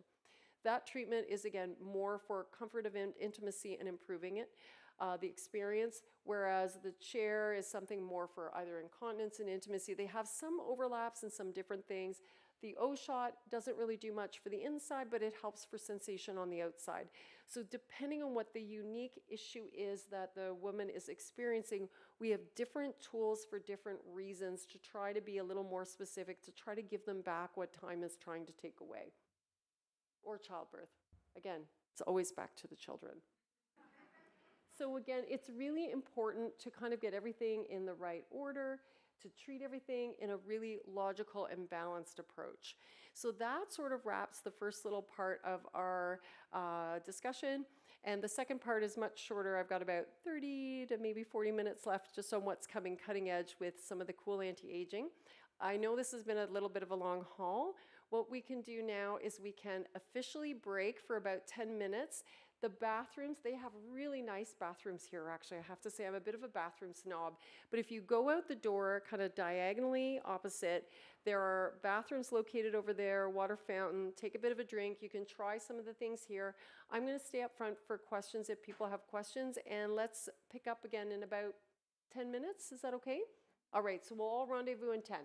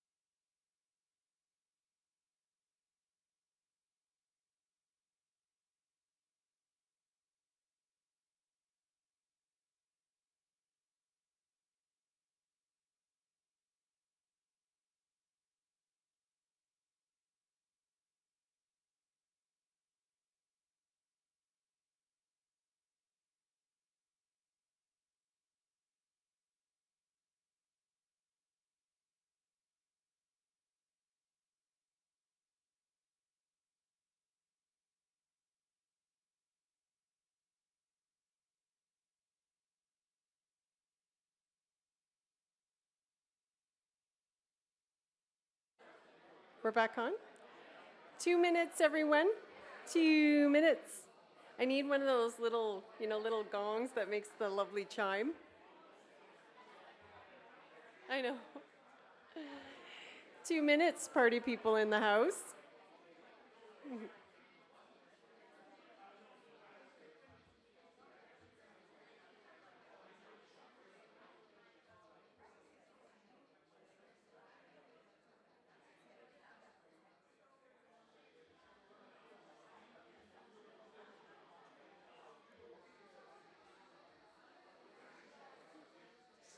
I know, right? We gotta round everybody back up.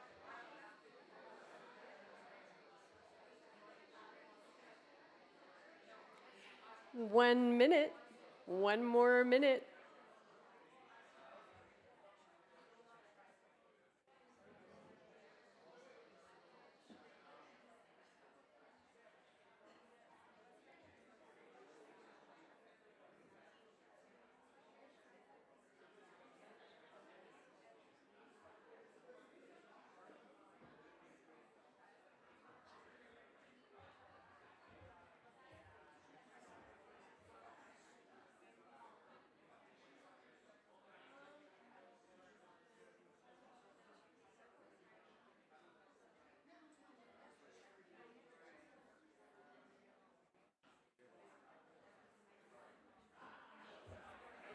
Will we bring everyone back?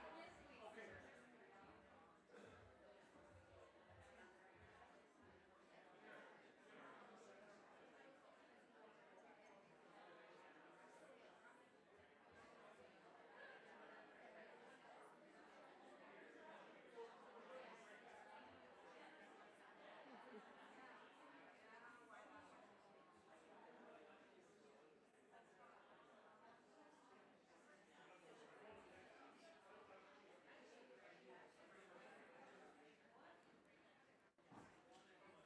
Here we go. And we're back.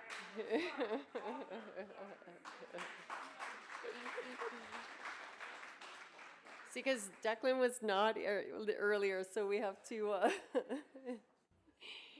You don't get to come back up here. All right, so here we go. Thank you, everyone, for coming back, and I'm glad everybody got a little chance to do some stuff. So now we're going to go down the rabbit hole. So this is kind of some of the fun stuff. So again, we've looked at biochemical things, we've looked at nutrition, we've looked at sleep, we've looked at stress management, we've looked at exercise, a bunch of these different fundamental things. So these are all the basic core bread and butter things we need to do. Now what we want to do is have some fun. So what's coming and what are some of the different ways we can kind of look and measure and monitor and then of course live our best life. So again, I want to talk about the concept of health span versus lifespan. So again, if we were kind of going right back to the beginning, lifespan is what we've all looked at historically. You know, you start here, you're a kid, you do well, and then all of a sudden you hit middle life, and then it's kind of down, down, down, down, down. Health span is really about trying to maintain that quality. Keep the quality, kick the bucket. That's the end game. So how do we do that? We're going to try to take a look at some of the areas where we can measure where we're at and then try to apply some of these things and then see what we can do to improve it, not only objectively, but also with end quality. So again, health span is really what we're aiming for. So what are the major threats? What gets people? So we finished off the last section talking about the Women's Health Initiative and breast cancer and all these sorts of things. But the number one killer of human beings, men and women, is cardiovascular disease. So we're going to take a look at, well, how can we measure and predict? What are some of the different things we can look at and again, modify? Then what else happens? Well, we get some changes in metabolism. How can we look at that, measure that, act on that, and improve that? Cognitive decline. Well, what's the point of living if we don't have our marbles? So again, how do we look at it?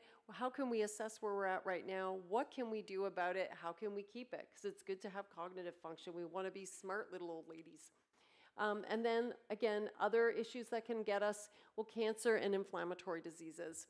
So these are all the different things that can kind of start coming our way, and we want to take a look at them. So the big thing is to test, don't guess. So there are ways to measure these things. And here's the thing about testing. A lot of people are really afraid of testing. We're going to talk about genetic testing, and some people are kind of fearful, like, what if I find something bad out? Well, what you need to understand about these tests are the tests are just information. It's not your destiny. It just means that you might have a higher risk and you need to be more aware. And if you make different choices or take different action now, that outcome you're actually afraid of, that doesn't need to be. So a lot of the reason for testing isn't because, oh, it's just going to happen. No, no, no. A lot of these things we can modify and we can change our trajectory if we know about it early. So this is trying to find things that we can modify now so that these problems don't end up becoming, or they don't happen until much later. So that's really what we want to do.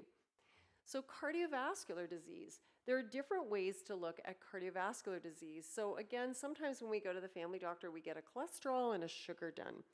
So these are very basic ways to look at cardiovascular risk, check our blood pressure, these sorts of things.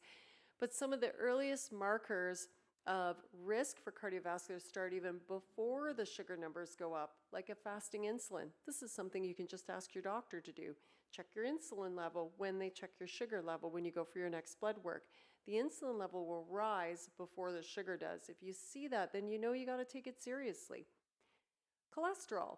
There are other types of cholesterol and other markers of cholesterol that are there to be looked at. So you can look at, again, ApoA and ApoB. Those are different cholesterol markers that tell you you have less risk or you have more risk. And again, if you find yourself with an answer you don't like so much, then you know that's an area you want to monitor and be on top of. Again, the marker doesn't mean that you're going to have that outcome.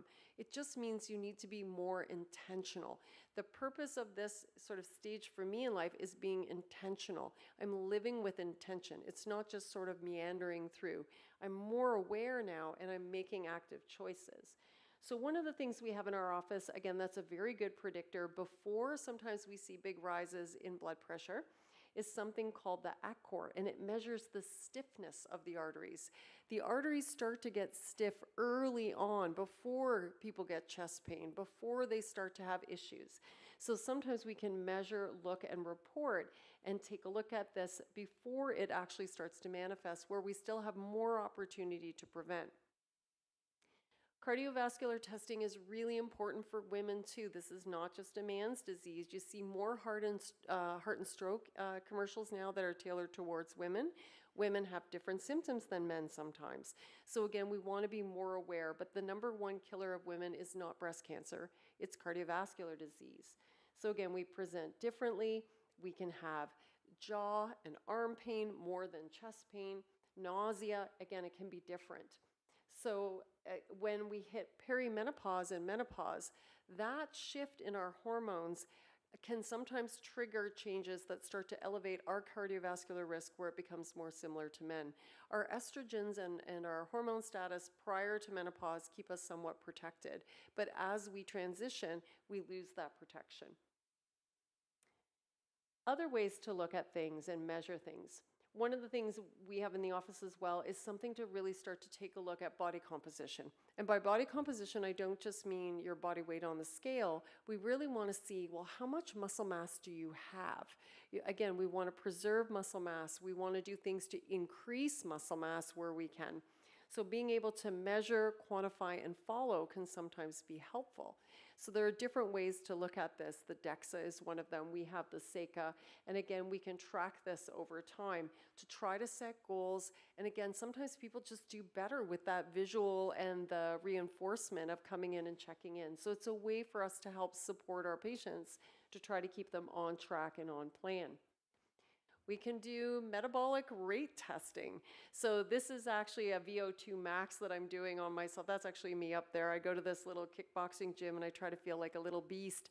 So the owner of the gym was looking at me when I came in with all my gear. He's like, Amber, what the hell are you doing? So anyways, this actually measures metabolic rate. So you don't have to do this working out. One of the easiest ways to do this is a resting metabolic rate. And what's interesting is it tells a bit about how your body builds fuel sources. How well do you switch from carbohydrates to fat burning? What should you do as far as modifying your diet in conjunction with this? So it lets us be a lot more specific than just saying best evidence-based diet is Mediterranean. So here again is where I can do more with my own diet to try to optimize my health and eat to a way that again keeps my metabolic flexibility and efficiency up to its maximum.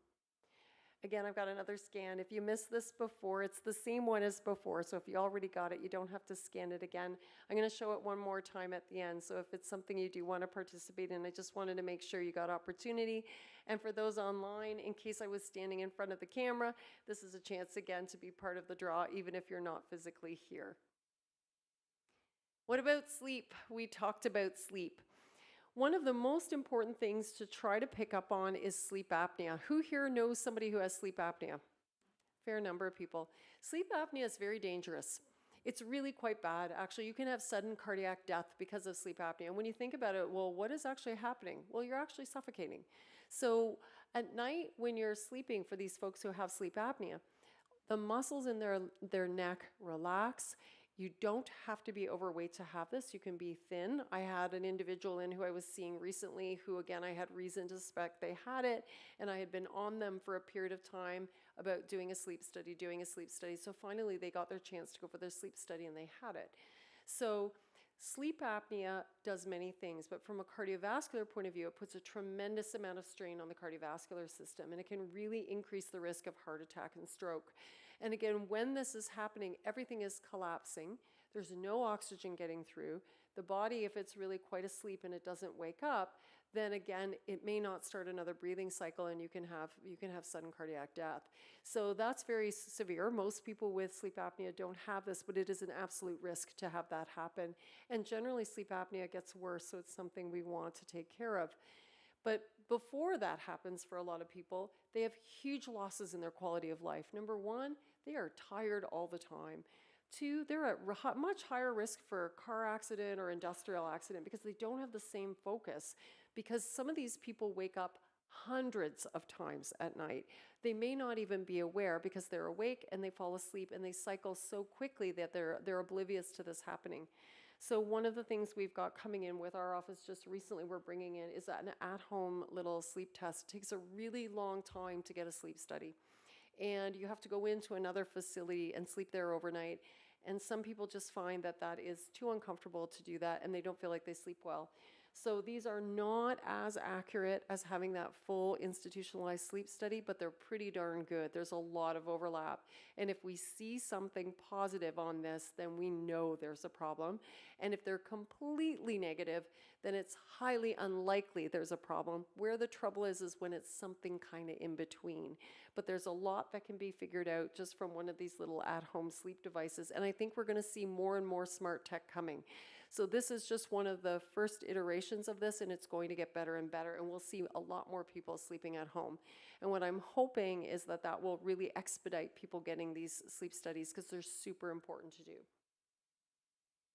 So this funky little contraption is called the NeuroCatch. We don't have this yet. This is coming in about a month or two. And this is actually cognitive testing, passive cognitive testing, no needles. There are little electrodes, but they don't actually break the skin. And what we're doing is we're measuring electrical activity. And we're doing this in response to sound and words. And so what happens is your brain processes it in a very specific way. And we can measure the time between when you hear the sound or the word and you think about it. It's crazy, but you can actually measure it. And so this is something we can do as a baseline and then try to do a few things to optimize your health to actually maintain or better improve some of your scores. So this is the NeuroCatch. So it's an EEG-based way of measuring brain function. So again, this is another neat kind of tool we have coming in the office for cognition. And cognitive health is really important. How do we improve cognitive health? It's very similar to the things we do to improve cardiovascular health. People are calling dementia in some circles diabetes type 3. We have type 1 diabetics, the juvenile diabetics who get it early. Type 2 diabetics, they're the ones, again, who have more of these lifestyle things and they become resistant to their own insulin. And again, in tongue-in-cheek, they're calling this type 3 diabetes. We really think one of the extensions of traditional diabetes is actually that the inflammatory effects and the sugar-related damage actually cause a lot of cognitive impact as well. So anything that reduces your risk of type 2 diabetes also reduces your risk of having dementia. So key things again, exercise, very, very important. Sleep quality, that's when your brain heals itself. A healthy diet, trying to restrict and keep those carbohydrates down and keep them balanced so again the sugars don't go up high. But to protect your brain, it's very similar to how you protect your body. And again, you want to use your brain. Again, when people go into retirement, sometimes that lack of stimulation, you see cognitive decline. In COVID, in our parents, again, who are older, who are isolated, you may have seen some cognitive decline, whether it's your parents or your aunt or uncle, but there were vulnerable people at that time. You withdrew that cognitive stimulation and they really declined. So again, you want to use it like a muscle. Again, with exercise, use it like a muscle with brain stimulation. Nourish it with good food, good quality food, keep the processed food and the sugars down, and those things will serve you well over time. So again, all kinds of different ways we can look and try to assess risk for longevity. So again, blood pressure, the stiffness, body composition, metabolic rates, looking at neurocognitive, and then of course, genetics. So genetics is really super interesting. Well, anyway, I guess if you're a science nerd, it's super interesting. I find it super interesting. So this is just something we've been doing. And so this kind of goes without saying, but anything new we do in the office, whether it's cosmetic procedures or others, my besties, my family, my staff, they're like our little trial pool. So we've been doing some of this on all of us, including myself. So I've run some of my own genetics. People are fearful about genetic testing. They're afraid that it may affect their insurance. They are afraid that they're going to hear something that they don't want to hear because a lot of times people assume at face value that a genetic outcome is destiny. What I want to tell you is that the vast, vast majority of times, genetic information is information that brings clarity on things we can action on to change your destiny and improve your quality of life. So this is the big take-home message, is that if you knew, what would you do differently? And again, I like this little analogy. Your genes load the gun, your lifestyle pulls the trigger. So you may have a loaded gun, but there are things we can do to not fire it. So again, we can make different choices. So I'm going to share some of my stuff with you. So what do we look at when we look at genetic testing? So we look at things like disease proclivity. There are some diseases that have definite genetic markers, and things like dementia, right? People are really concerned about dementia. We see a lot more of it. And again, some people are afraid to go get their APO, it's ApoE markers we talk about and look at, and they're concerned about doing that because they don't want to hear bad news. Well, the problem is if they have that marker, they have that anyways, whether they know about it or not. But they can now make actionable choices because like this type 3 diabetes, a lot of what happens with it, a good component of it, although not everything, is how we live. And so if we modify that, we can modify the outcomes. So we're going to take a look at it. One of the other really neat things is you can look at how your body disposes of agents and cleans itself out or detoxes. This can be very important because this can really affect how you feel on your day-to-day, the amount of energy you have, swelling, puffiness, inflammation. These are all outcomes of altered detox. And then another really interesting category is something called pharmacogenomics. Pharmacogenomics have to do with a lot of the liver enzymes and how they, again, process medications. The pharmacogenomics, so I can't talk now. The pharmacogenomics information can really guide you within certain medications. This one's going to be good for you.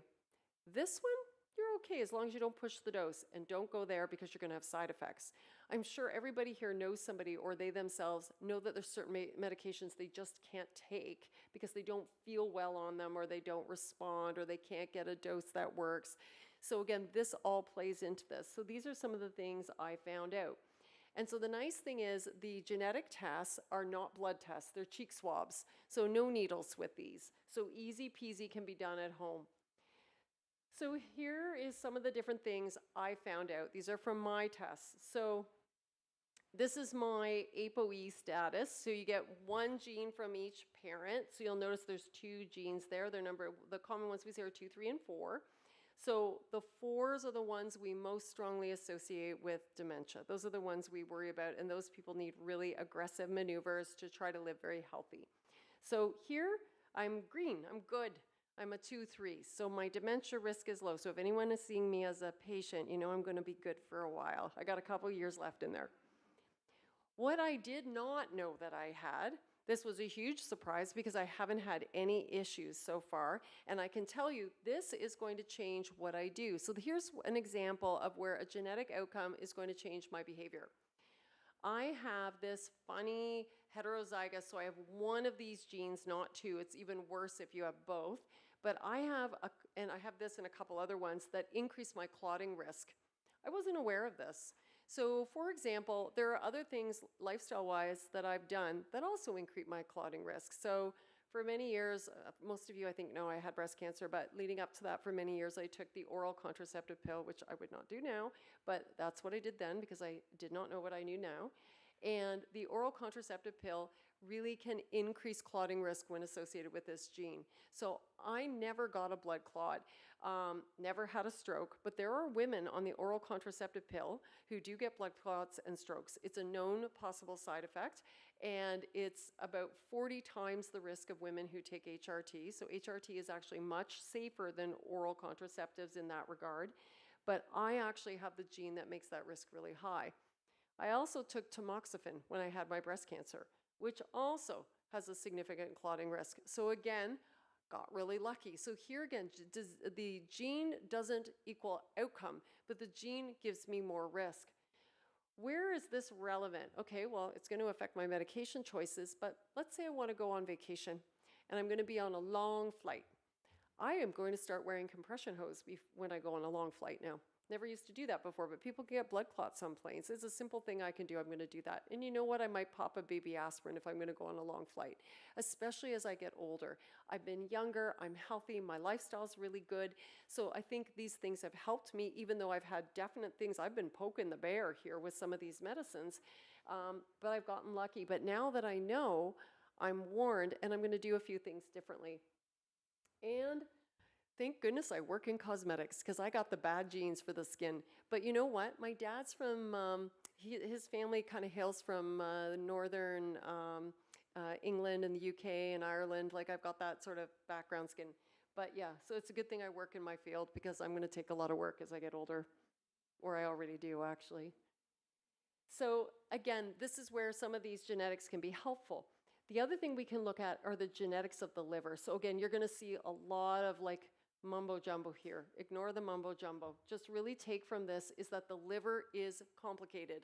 The liver uses many complicated biochemical steps, kind of like that mitochondria we saw at the beginning. Lots and lots of steps, lots and lots of enzymes. They all have different roles to play. And depending on what your little cocktail is that you have going on in you, this affects how you metabolize your hormones. This affects how you metabolize medications. This affects how you metabolize alcohol or cannabis. So there's all kinds of different things. Then there's this other category called MTHFR. MTHFR is a very interesting gene that affects particularly how people handle folate, which is, again, if you remember that mitochondria diagram at the beginning or you're trying to block it out, the B vitamins and folate are in there. I have one of the genes that doesn't activate the folate very well.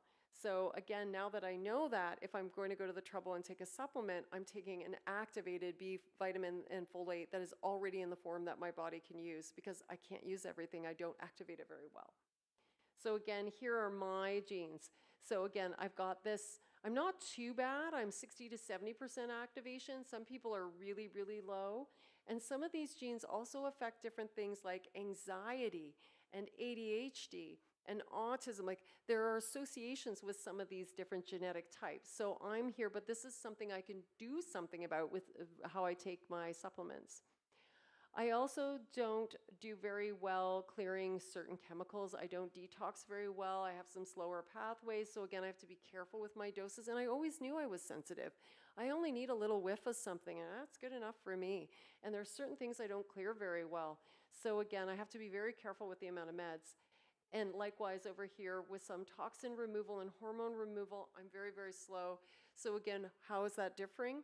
Well, now I'm taking supplements to try to help promote some of the elimination of these waste chemicals. And again, I don't make very good antioxidants. So this means that I have to supplement here and watch here. And this also contributes to some of the other health issues I've had. So in retrospect, when I look at my genetic proclivity and I look at some of my historical things, they all kind of connect the dots. It's really quite interesting. And so these are some of these different things. But yeah, you don't see a lot of green here in mine. I've got issues, but there are things I can do about it. So these things aren't a sentence. It's not an end outcome. These are measurable things that we can alter. And everybody has a slightly different pattern. Like my genetic profile will be very different than anybody else's here in the room. And so some of you will be superstars in one area and you're going to get some news in other ones. And usually it doesn't come as a surprise. So this is a pharmacogenomics report. And this again looks at a lot of these sort of processing things. And they actually give you the category of medications and what's green's good, yellow's sort of got to be careful, and red means it's going to give you a lot of side effects, so you're better off not going there. So statins are a very common class of medicine that we use for cholesterol. And so I have issues processing statins. I have a number of them in the Careful, and I have some which are quite common and readily available and often first-line statins that are prescribed that I should not have. So again, having this information ahead of time really helps me. Where this can be extremely useful is, again, like looking at things like antidepressants. Some medications like antidepressants, you've got to be on them for 3, 4, 6 weeks before you know if they work for you. Well, what if you had information like this where you knew, okay, well, this category will be better for me and this one isn't going to work so well? It may help guide some of those decisions to get you where you need to be faster and avoid unnecessary difficulties. So again, I've got a little printout now, a little wallet card. I think my family doctor is going to hate me because I'm such a busybody. But again, I have lists of medications that I should preferably take and some that I shouldn't based on how I process things. But again, simvastatin for me, great drug for other people, can really give me risk of breaking up all my muscles, where some of these other ones here would be much better. Pravastatin, again, another old one, I would actually be better with than some of the new ones. Atorvastatin, Lipitor, is a newer one that, again, is very widely used. Again, great drug, but look, not for me. So again, great for a lot of people, not the best for me. It's in the warning category. So it's very useful to know it. And again, the way my body processes things, again, common drugs that we would see. I have an issue with using antacid medications. So if I were to take any of these common things, if you see Pantaloc or, again, Losec, some of these medications I have trouble handling. If I ever had a heart attack and got a stent, people go with a stent almost always on aspirin plus Plavix. I've prescribed this many, many, many, many times. Plavix is a prodrug. It means it has to be activated by the body to be active. I have a problem activating it. I wouldn't activate this. So if I got this brand, I would have a problem and I would make a clot in my brand new stent, and I would never know that. So I would be one of these people who would have a heart attack, get a stent, and then have a heart attack or a sudden cardiac arrest afterwards, or a much higher likelihood, because again, I wasn't responding. But there are other options for me. So again, my best choice is to go with these other ones. So again, I find this super interesting to me because again, this is a world that I've worked in before when I used to work in the hospital. And again, the antidepressant picture as well. Certain ones I would respond to better, and other ones I would not.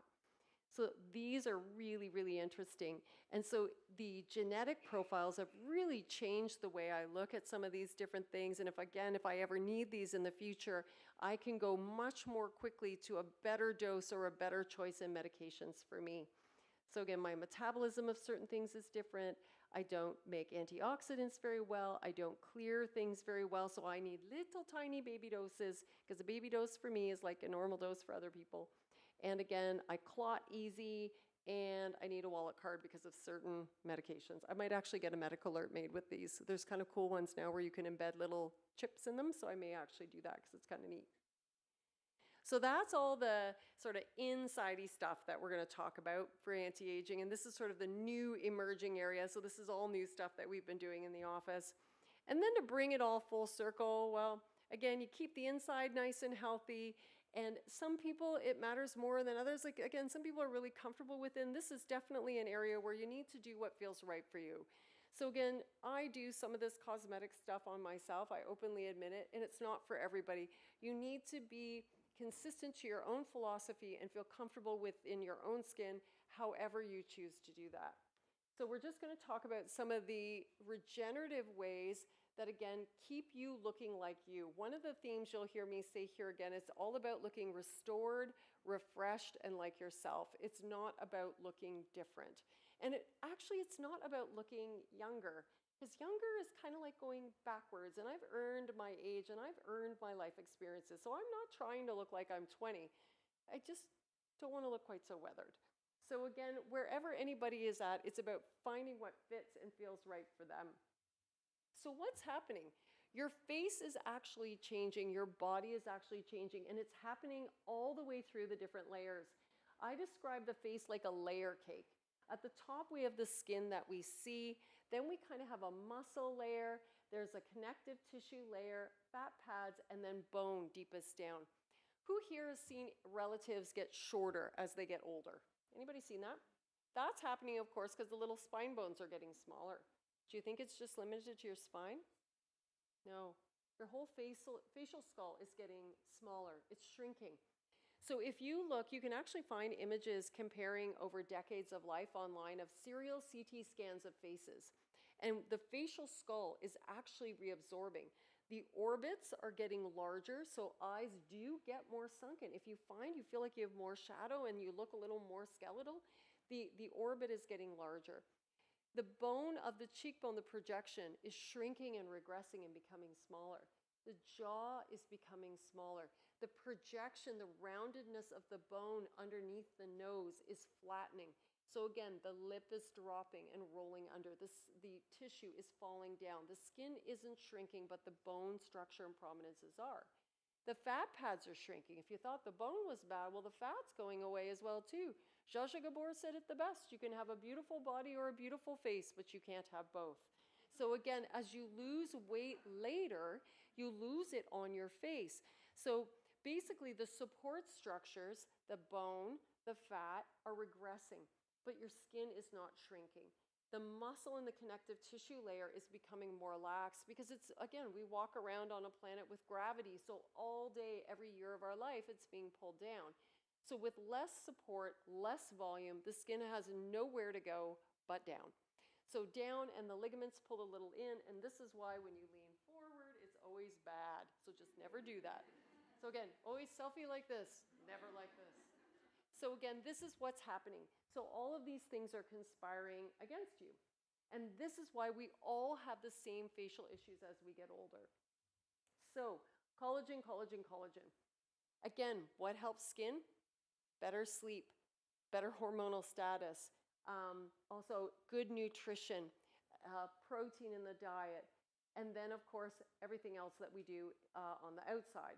So again, vitamin C, retin A, these sorts of things are good collagen stimulants. Avoiding things that wreck our collagen like UV.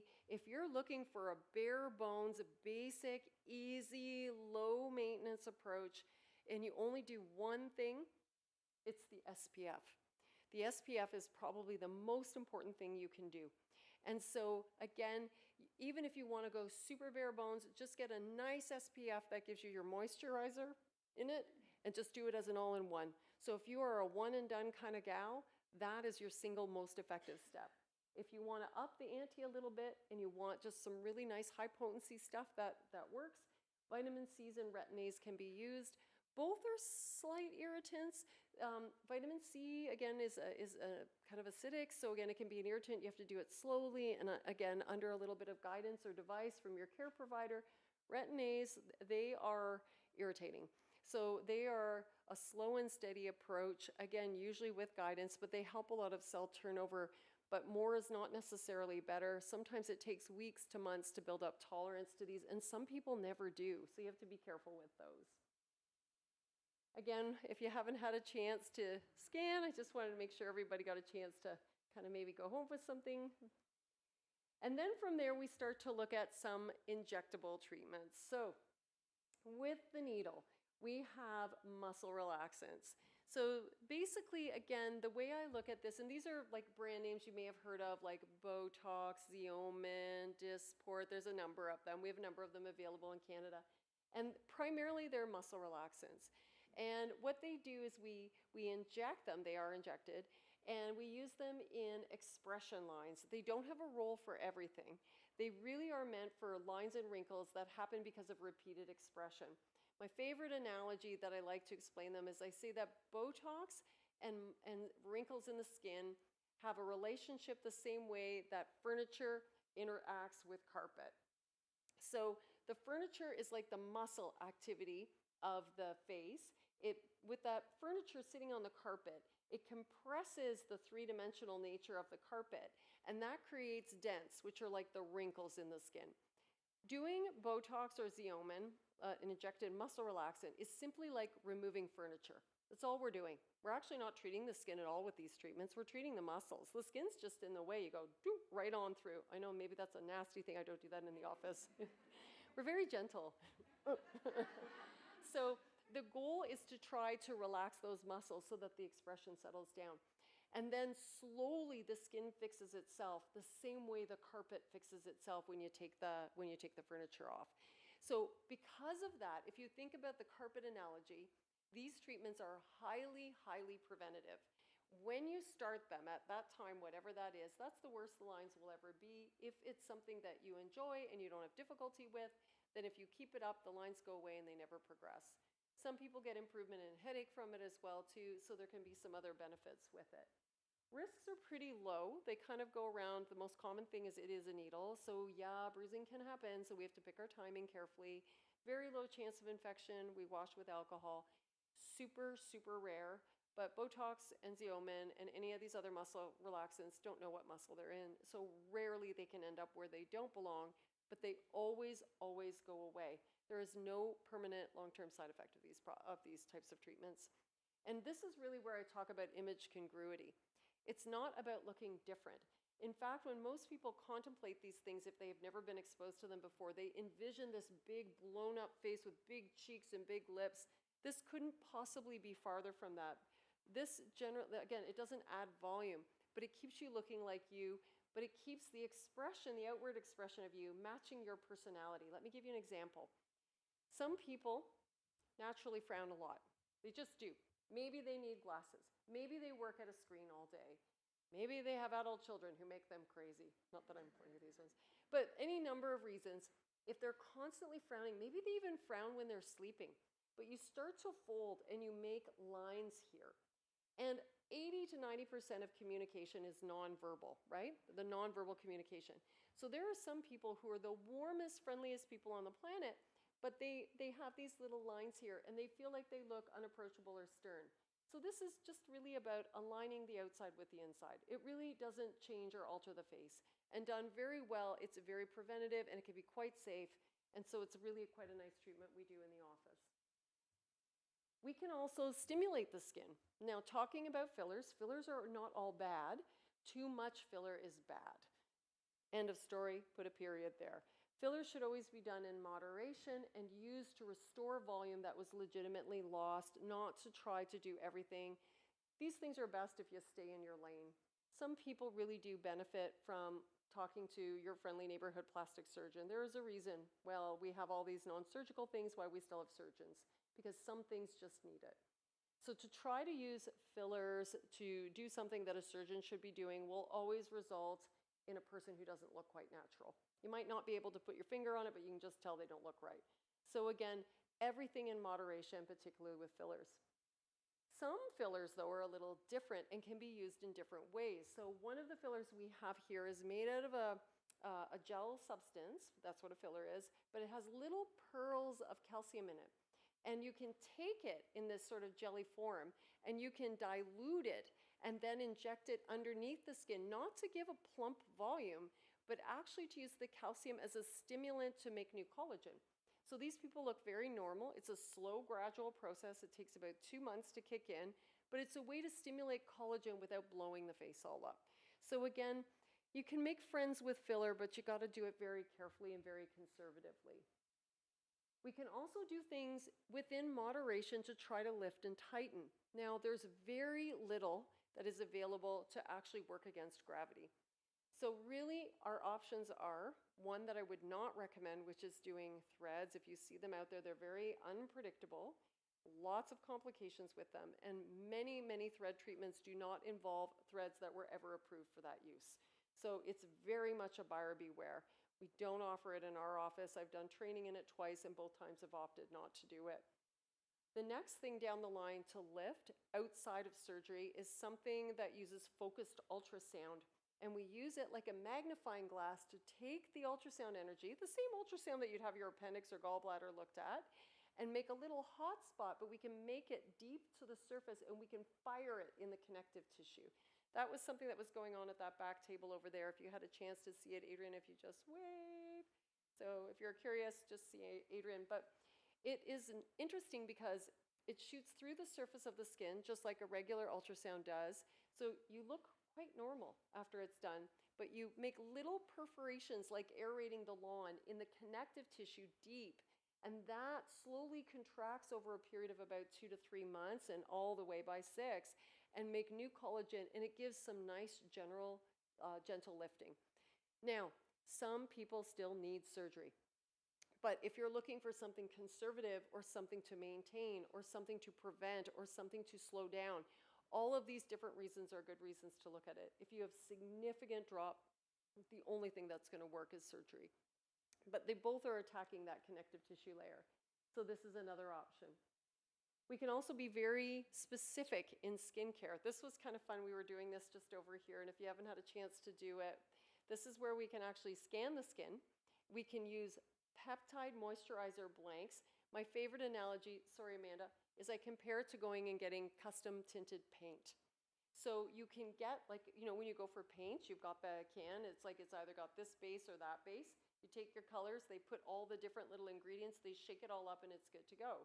So this is something where we can use the benefits of AI-assisted skincare analysis, look at the skin, see what unique specific ingredients, kind of like the, what, you know, and it's almost similar in philosophy to the genetic testing, unique to that person, find out what their needs are, and then just like the paint can, put in retinol if they need retinol, or vitamin C, or kojic acid, or niacinamide. There's all the different little things we can put in there, shake them all up, and then you get a very fresh, very custom type of skincare, very specific.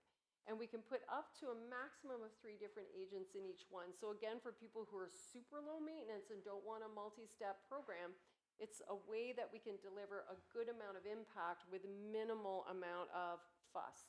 So it's kind of cool. And then another thing we're doing is, again, kind of science fiction, high tech, is playing around with stem cell-induced growth factors. So I don't think Dave is here. I think he had to go already, but he was at the back. And this is from a hair pull. And so this has 2 categories of benefit. Category number 1, all of us who are in the Gen X age group, we all missed out on being able to bank umbilical cords. So most of us don't have stem cell banked. So later in coming in years, we really think there's going to be new health advances in stem cell technologies for organs and tissue replacements that are coming from our own body, exact match without going to donor. They're not far. This is coming soon. They're really close in areas like diabetes for pancreases, and they're looking at Parkinson's disease and other things. So we can now do a hair pull and actually get stem cells from hair and bank them, purely to bank them for future you, if and when you ever need those sorts of things. And you can do them, we can't go back in time and get them when we're 20 because we're not, but we can bank now so that when we're a little old lady at 80, we have something banked back from when we were 50, and they can use that, and hopefully the technology will be fully there.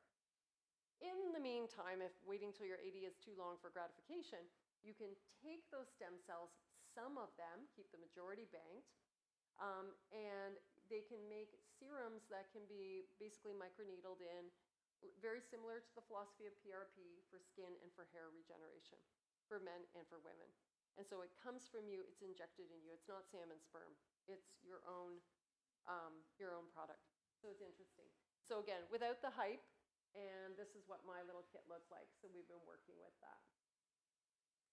So basically, that sort of wraps everything all together. Good health and looking your best on the outside starts way before that with foundational things. And all of these things we so quickly brush over, like nutrition, exercise, sleep, stress management, are actually fundamentally important. And if you can take just one or two little things from tonight and even just turn the dial that little bit, I think it will help you, again, to live your best life. Ultimately, that's what we all want, is the most quality over time. In our office, we're having fun with some new toys and tools and cutting edge things, which really sort of appeals to me. I like to nerd out on that. And again, trying to do the best we can to optimize the inside, to make the outside look good, but most importantly, to live with an intention and live our best quality of life. So this is really where I was hoping to go. And then lastly, again, I just have, again, more for the people who are online, who are not here with us.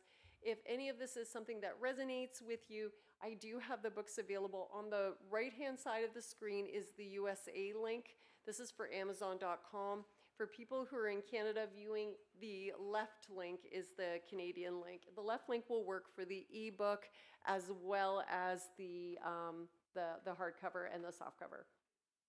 And again, we just really want to try to get people access to care. The ebook is $1.99 for those who are watching. So the take-home message is just do your best to take care of yourself. The work you do today is an investment in future you.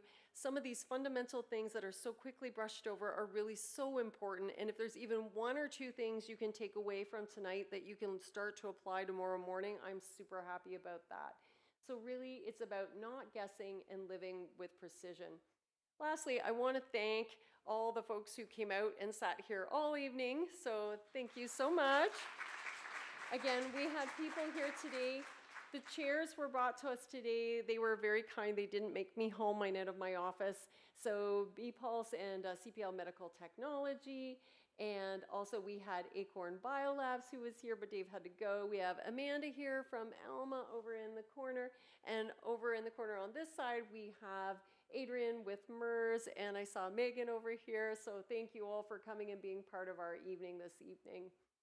So this is really the key take-home message. Aging is inevitable. We're all going to get older. We're all going to die. Yay, go forth and have a wonderful evening. But really, decline is modifiable and negotiable. And so your future does not have to be this. Again, I don't want to just slowly go out into the night. I want to go in a blaze of glory. And so hopefully this is what I bring home to all of you this evening. And if I encourage you all, go home in your blaze of glory. And thank you for coming.